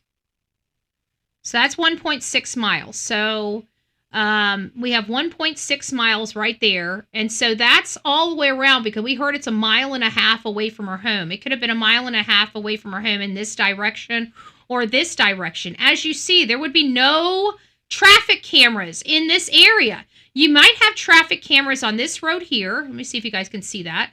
Yeah, so you might have traffic cameras on this road here. We definitely have traffic cameras on this main road here.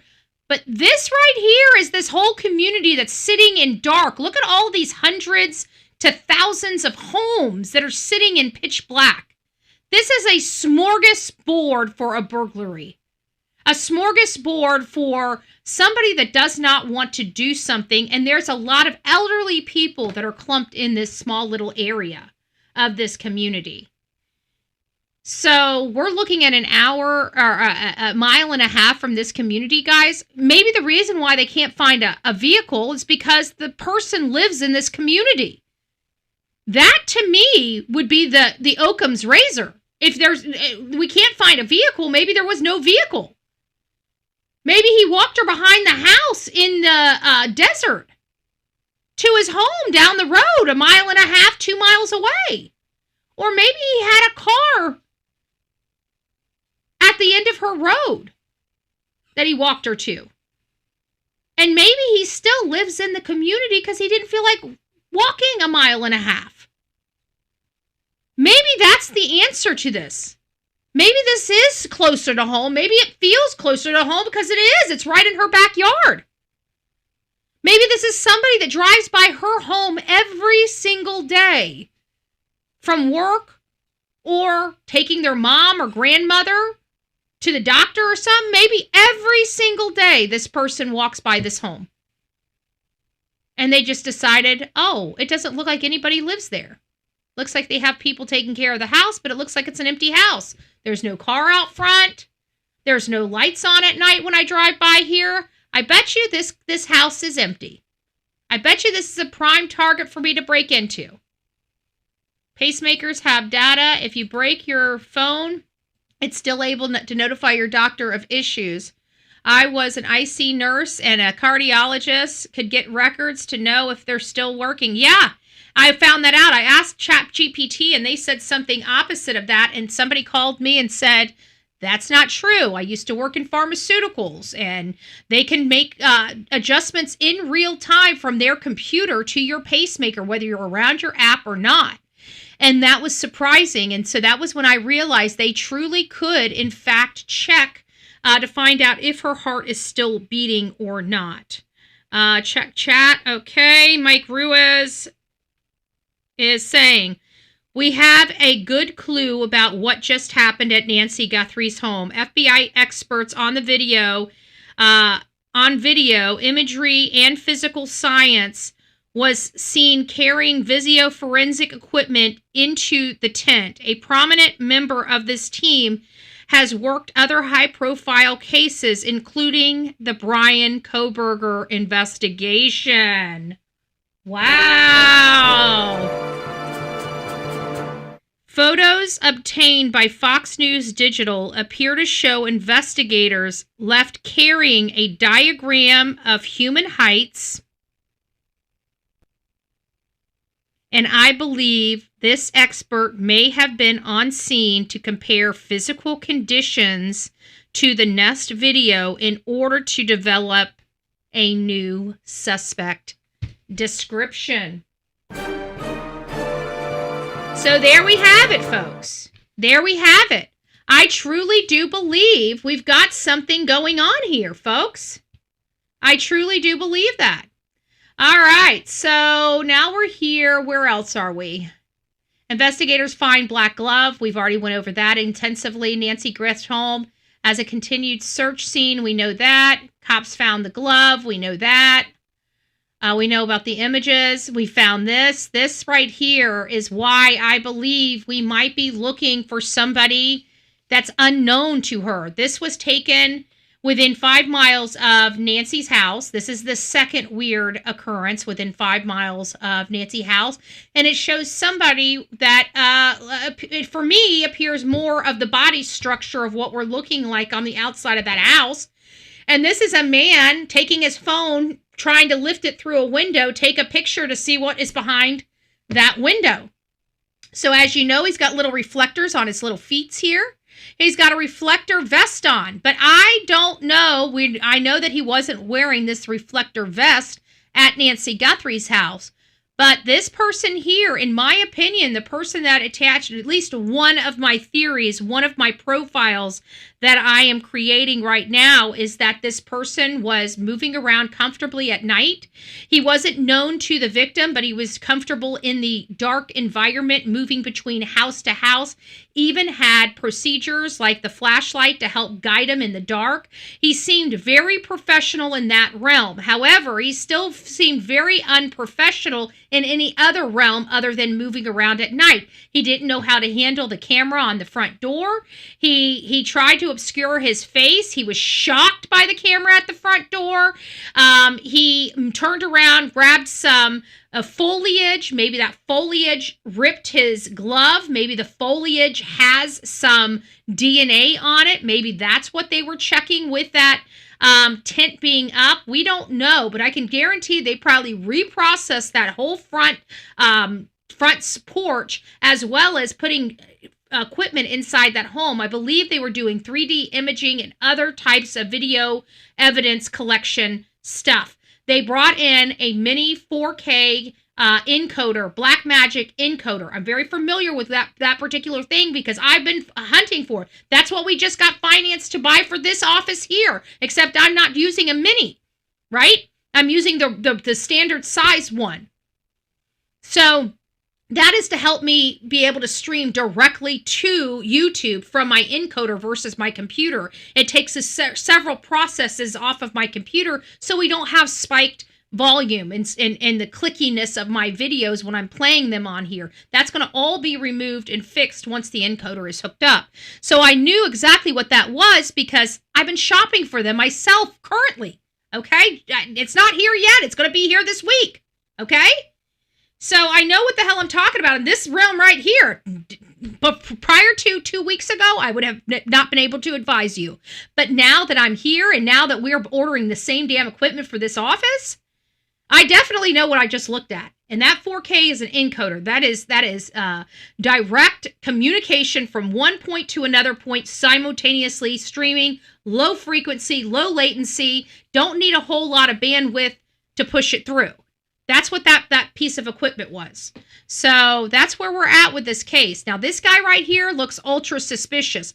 But I think what we've identified more than anything else in this world, folks, is that there are creepers in this community. And there are more than one. I think that out of everything that we've determined in this thing, yeah, it could be somebody close to her. But there are so many people creeping at night in this community because they like the lights off. That they're leaving all of these people in peril over light ordinances. This should be a wake-up call for everybody in the Tucson, Arizona area that you guys are not safe. You are sitting ducks and your government is failing you. You need to be protected. You need lights in your community. And you need these creepers caught. If you guys are seeing people creeping on your cameras at night, call that into law enforcement. Make law enforcement take it seriously because one of those people could turn into a murderer in the next house that they go into. Because that, in all fairness, seems like what happened here. Why is Nancy gone? I don't know why she's gone. But I have to believe that this would have been the person's first homicide and they probably freaked out. That's my best guess. Could it still be associated with the family? Could it be a bandmate? Of course it could. Everybody's still on the table. Why? Because we don't know who the hell this is. I'm not going to sit there and say that the bandmate's out. I'm just saying that it doesn't look like the bandmate to me. I'm just saying that it doesn't look like Tommaso to me. And it seems like at least at minimum, everybody in my chat at least agrees this is not Tommaso. So now they're adamant that it's somebody still close to the family. So next person, the next shortest person in the family is the one that's going to be caught, right? And so they don't have any short other people in the family. So what do? They went to the bandmate. I don't like people's thought process on this. Everybody has to know they're right. Everybody's looking at the obvious. This is illogical. This is illogical. We have to think of the illogical, not the logical, in my opinion. Just my opinion, folks. Just my opinion. We get loud, we get brash. We try to keep it real over here, but we're always looking for the truth. Always know that when you're over here on the Bullhorn Betty channel, we're not just commentating, we are truly searching for the truth. Sometimes the truth is very easy for us to understand, and sometimes it's not. I was absolutely for sure that we were going to find out who did this, and it was going to be somebody very close to Nancy. I have to question that theory at this point, now that we know that there is a masked man, a masked gunman out in this community. I'm just saying slow up and just entertain somebody not involved in this family. Because I really, truly have a funny feeling when push comes to shove, after everybody's beat up poor Betty saying, you don't know what the hell you're talking about, you idiot, like you always do. And then when we come around, it's like, oh shit, well, she's right again. She's right again. And people didn't want to hear it because I didn't entertain their theory. I didn't entertain their theory because no matter how much they tried, it was just a theory that was filled with all types of assumptions and a very, very limited factual foundation. I'm always building on a factual foundation. And I may assume on the facts, but it's always built on foundation of fact. It's never built on a foundation of assumption. And too many people build their theories on a foundation of assumptions. And so I just try to clarify that, and I realize it pisses a lot of people off. And then we go from 2,000 people to me saying, oh, you're probably wrong, to going down to 500 people because they're going to go over to the channel that's entertaining the fact that we're going to go and start clubbing innocent people over the head. We're not doing that over here on the Bullhorn Betty channel. And so hopefully the people out there in the true crime world realize that we keep it real over here.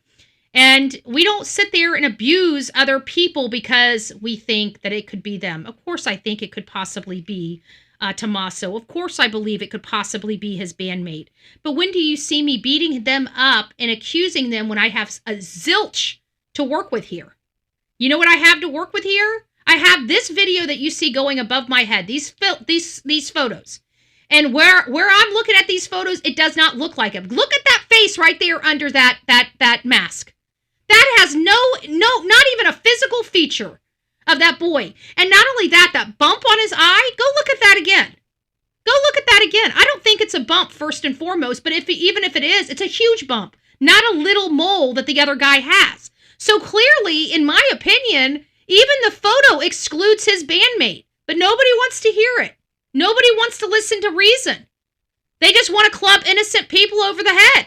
Well, I can't control that, but we're not engaging in that on this channel. So this is the Bullhorn Betty channel. I hope you guys enjoy the content that you guys get over here. We do try to keep it real, despite what people have always said about this channel. We have a great batting average. So far, there have been 2 cases that I was totally off on, and one of those cases we didn't even really run on here. I just knew for a fact that my assessment was off, and that was the Pelletier case, that boy that came from North Carolina that was here with his mom. I can't remember his first name. I just remember his last name, Pelletier. And he was found in one of my county's retaining ponds. His body was found. And then, of course, the most recent Ashley Buzzard, where I was completely off with that case, and that was very public, and it was one that we did go into, and I thought that the mother would never hurt her daughter, and she ended up putting a bullet in her daughter's head. So those were the 2 cases that we've gotten totally wrong on this show. One, we didn't even barely run on this show, so that doesn't even count for all the other cases, including Idaho 4, by the way, okay? Because we told our audience in Idaho 4, it's none of these people you are looking at. This is somebody unconnected to this family, are these people that aren't really in their sphere of people. And I just knew it. As soon as I got to that location, as soon as I was able, and I walked all around that location on the outside of the yellow crime scene tape, and as soon as I was done with my initial inspection of that home, the exterior inspection of that home, I knew definitively, without a doubt, that this was somebody we weren't even talking about. I knew that without a doubt. This was somebody that we had never even referenced. And boy, and I even told my audience that. I told my audience that, and boy, I'm glad I did, because I couldn't have been more right about that than anything. And I also, when I finally realized who Brian Koberger was, and I did my deep dive research on him, I also was one of the first content creators that came here and said, you're going to probably most likely find out that he purchased the knife in Pennsylvania and took it with him over to Washington, because I truly believe he went to Washington to hunt. I think that when he was in Pennsylvania, when he went to the Rumsland's class, this is the lady that studied BTK. When he went to her class, I believe he went to her class because he was curious about who he was as a person. And I think he knew he was a serial killer. And I think he learned as much as he could learn about who he was there. I think he sent that questionnaire off to all those prisoners to find out how they hunted for their victims. I think that was all to set up what he was going to do in Washington, because there were better PhD programs in his field of study that were cheaper than Washington State University, and again, better. And the caveat is he would have been closer to home than being halfway across the country. So the only common sense thing that I could think of why he went to Washington State University was it was the furthest university from his home. Why would somebody, unless they were hunting? So that's where I developed the theory that he took that knife with him from his home in Pennsylvania. Well, it was almost a year later that we found out that statement was also true. And proved to be true. So I do develop a lot of theories on this channel, and we never really know, are those theories going to pan out in the long run? And it's because we are constantly listening to the facts and building our theories and our profiles on those very specific facts. When those facts change, so does our profile. If the facts stay the same, our profile stays the same. In this case, we have facts that are different. Okay? Before we saw this, we had a lot of theories, and that's all we had. But now we see this. This changes things. This changes things a lot. This is factual. Okay? This isn't made up. This isn't speculative. This right here, we can see. This is truly what was on the outside of her front door. This here tells us, as the true crime community, a lot of information. A lot of information. Okay? And it's my belief, whoever this was, now you guys may say they're hired. I'm not going to dispute that yet. Okay? I'm not going to dispute that yet because we don't know who this is. But what I will tell you is, for me, this person had no clue where they were. But you could clearly see their comfort of moving around at night, taking their time, not being too scared, acting quickly when they come across a problem like a camera that they weren't expecting. He knew how to handle the camera. That tells me he's done this before. He knew to look for something to cover that camera. He knew that he needed to cover that camera. I truly believe he was hired by somebody from the family. If someone took her and didn't rob her, that indicates. But see, we don't know that. We're assuming that. And here's why. We know law enforcement. This is just my opinion. Take it for what you will. I agree with you 100% with one caveat. We don't know what was in that house. And yeah, law enforcement says that there's nothing missing. But that's a 3,000 square foot home. Would they know if something was missing? Would they know if something of value was missing from that home? Because here's my kicker. One, they may not even have been going into that home for a robbery. They may have been going in that home to sexually assault her. They may have been going into that home because they thought maybe nobody was living here and they wanted to go in here and take over the house and start squatting. We're taking a lot of assumptions, in my opinion, that they went in the house specifically for her. What if they went in the house to rob and then they realized she was there, or they went in the house to sexually assault her and then she died in part of that attack and they had to remove her because now she has DNA on her and whatever, and they couldn't cover up the crime? We don't know. Could they have walked her out of this home and taken her to a secondary location and her be completely awake? It's still possible for that. The only problem that's missing is I don't see any footprints in her blood out that front door. I don't see any footprints of anybody's blood out at that front door. So, I mean, I'm constantly seeing your theories and I'm constantly trying to explain them, and I'm trying to find out whether they could hold water or can't hold water. In this case right now, with the information we have, it's hard to tell. You know, if I had to guess, I can't.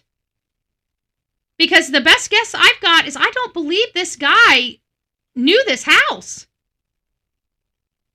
I don't know why he went into this house. Maybe he truly does have this fascination about Savannah Guthrie. Maybe he wanted to take her mother just to hurt her. Maybe he was going to do a cat and mouse thing. Nobody can explain why she left the house, why this person didn't kill her right where she was and leave her behind. Something changed. Maybe once he got into the house, he realized he had Savannah's mother and decided he could probably get more for her, but she died.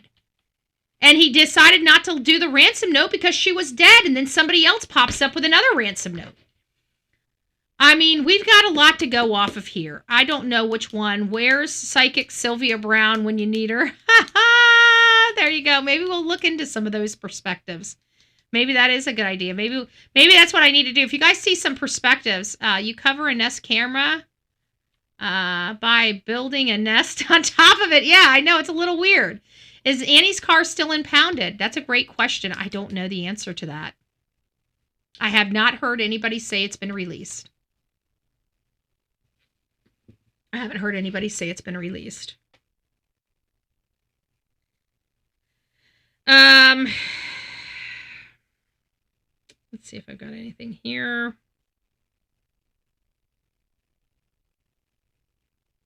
Okay, somebody else got it. Ooh, that's a clear picture of his face. But he doesn't have the hair on his top lip or his bottom lip. He's got a goatee, but that's about it. I don't like somebody like that being there. That's creepy as shit. That's creepy as shit. Thank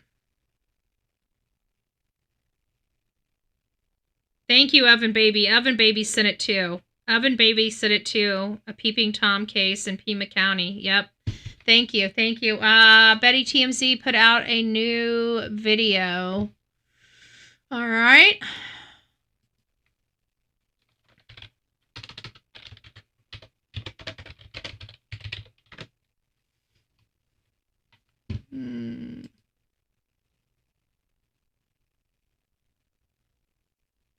Is it one? I just put out a new video.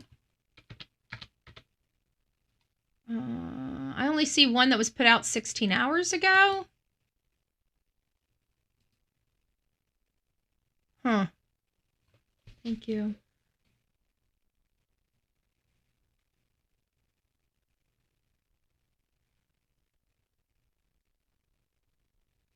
There is new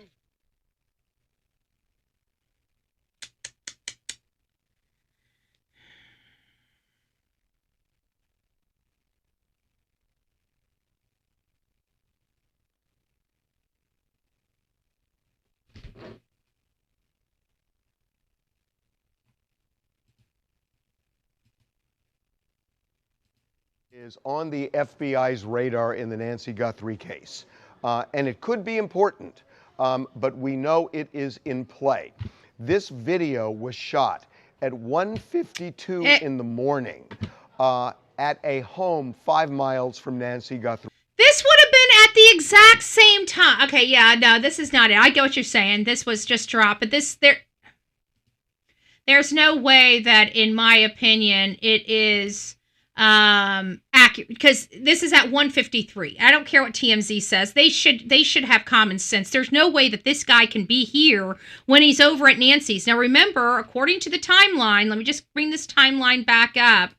According to the timeline, 1:47. You guys see the timeline on 1:47? He's at the doorbell. He's monkey with the doorbell. There's no way he can be 5 miles away. It takes a minute to 2 minutes, and a mile at 70 miles an hour. So you're talking about 2 minutes a mile to get there. So even if he left immediately after being observed on Nancy's camera and went there, it would still take him 10 minutes to get there, and he's still 4 minutes earlier than that on that camera. There's no possibility. I think that the timeline here disputes and dismisses this prowler at 1:53, 5 miles away, because the guy was at Nancy's house. He can't be in two places at one time. So he's at Nancy's house when this here is going on. Okay, when this here is going on, he's at Nancy's house. He's peeping around the house. He's actually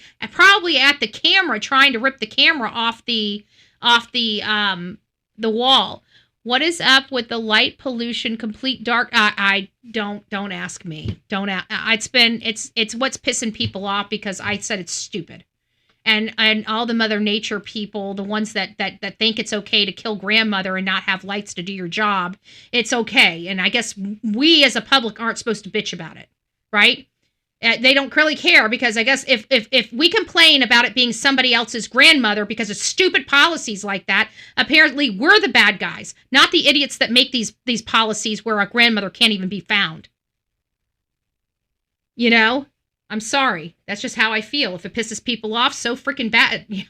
This is the Bullhorn Betty show. This is not, Walking on Eggshells show. This is not the Jonathan Lee Riches show. This is where we actually say things, right? We're very pointed. We're not necessarily the kindest people that pander to everybody's opinions, right?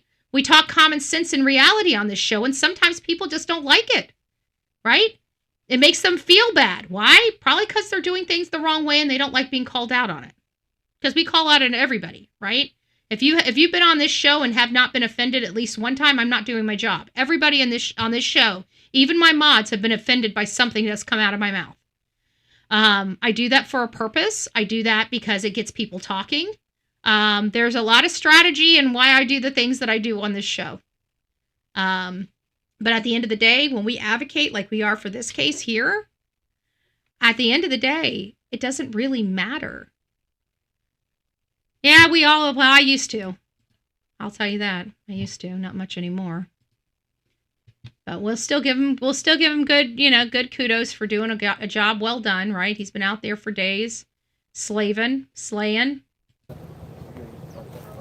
But that's the image right now on the outside of Nancy's house. I wish somebody was over at Annie's house. We got no content from Annie's house yet. We have 2 social media content creators on the ground. There should be one stationed at Annie's house and one stationed at Nancy's house. And those 2 people should switch every single day. Make it fair. If things start popping off, you're only 10 minutes away. The person can hold you a space, It is what it is. It's how you work together to get a job done, and they're not working together. Just saying. All right, guys, rock it out with your coffee beans out. Don't forget to be fearless. If you see something, say something. An ounce of prevention is worth a pound of cure. And until next time, please be safe, but more importantly, kind to one another. We will be back later this afternoon to cover up any more JLR is the best. Well, you can take he's the best, okay? I used to date him, okay? I don't really care for him being the best. He broke my heart. I'm allowed to say he's a dirty, rotten scoundrel, damn it! I earned it, okay? Trust me, I earned it. So you keep on loving him, Miss LAX. You can do whatever you need to do. My heart is my heart. I'm just saying. Just saying. You do better, baby. Nah. I do better. I stopped dating, It's been the best 5 years, best 4 years. What is it, 2023, the end of 2020? Listen to her. She heard me say the outro. Look at this. Come here. Let me show him. She knows the outro. The only time she comes to the chair anymore was when she hears me say the outro. And then she's at the chair whimpering, like, okay, come on, Mom. Come on, Mom. You're done. Let's go. Say hi, everybody. If you never met me, I'm Delilah. I take a bite out of crime. I am the crime-fighting dog. I'm Delilah. Say hi, everybody. I'm Delilah. I'm mommy's precious little cargo. I keep my mommy on her toes. You want to go play? If you want to play, you got to sit still. Shh. Oh, all right. With that cutie little face. Oh, that baby, the yeah. That baby, the yeah. Look at her. She's like, Mommy, please. Please, Mommy. Please let me go play. I need to play BALL. Please, Mama. All right. Gratitude today. It's nice to see you. Guys, we'll see you later. We'll be back later this afternoon with up-to-date information. I'm sorry I didn't come back to you live, but I was exhausted yesterday. I was up until 2:30 in the morning following everything going on. We were hoping that we had the guy in custody. It wasn't the guy. Folks, it wasn't the guy. So we're back to square one. We're going to keep working this case. We will be back out there. We will be out boots on the ground after the 5th of March. Okay? I'm telling you, we will be out there boots on the ground. If this case is not wrapped up by the 5th of March, we're going to be there. That's a couple weeks away, and we'll be out there. All right, guys, I love you. Rock it out with your coffee beans out. We will be back soon. Take care, and God bless.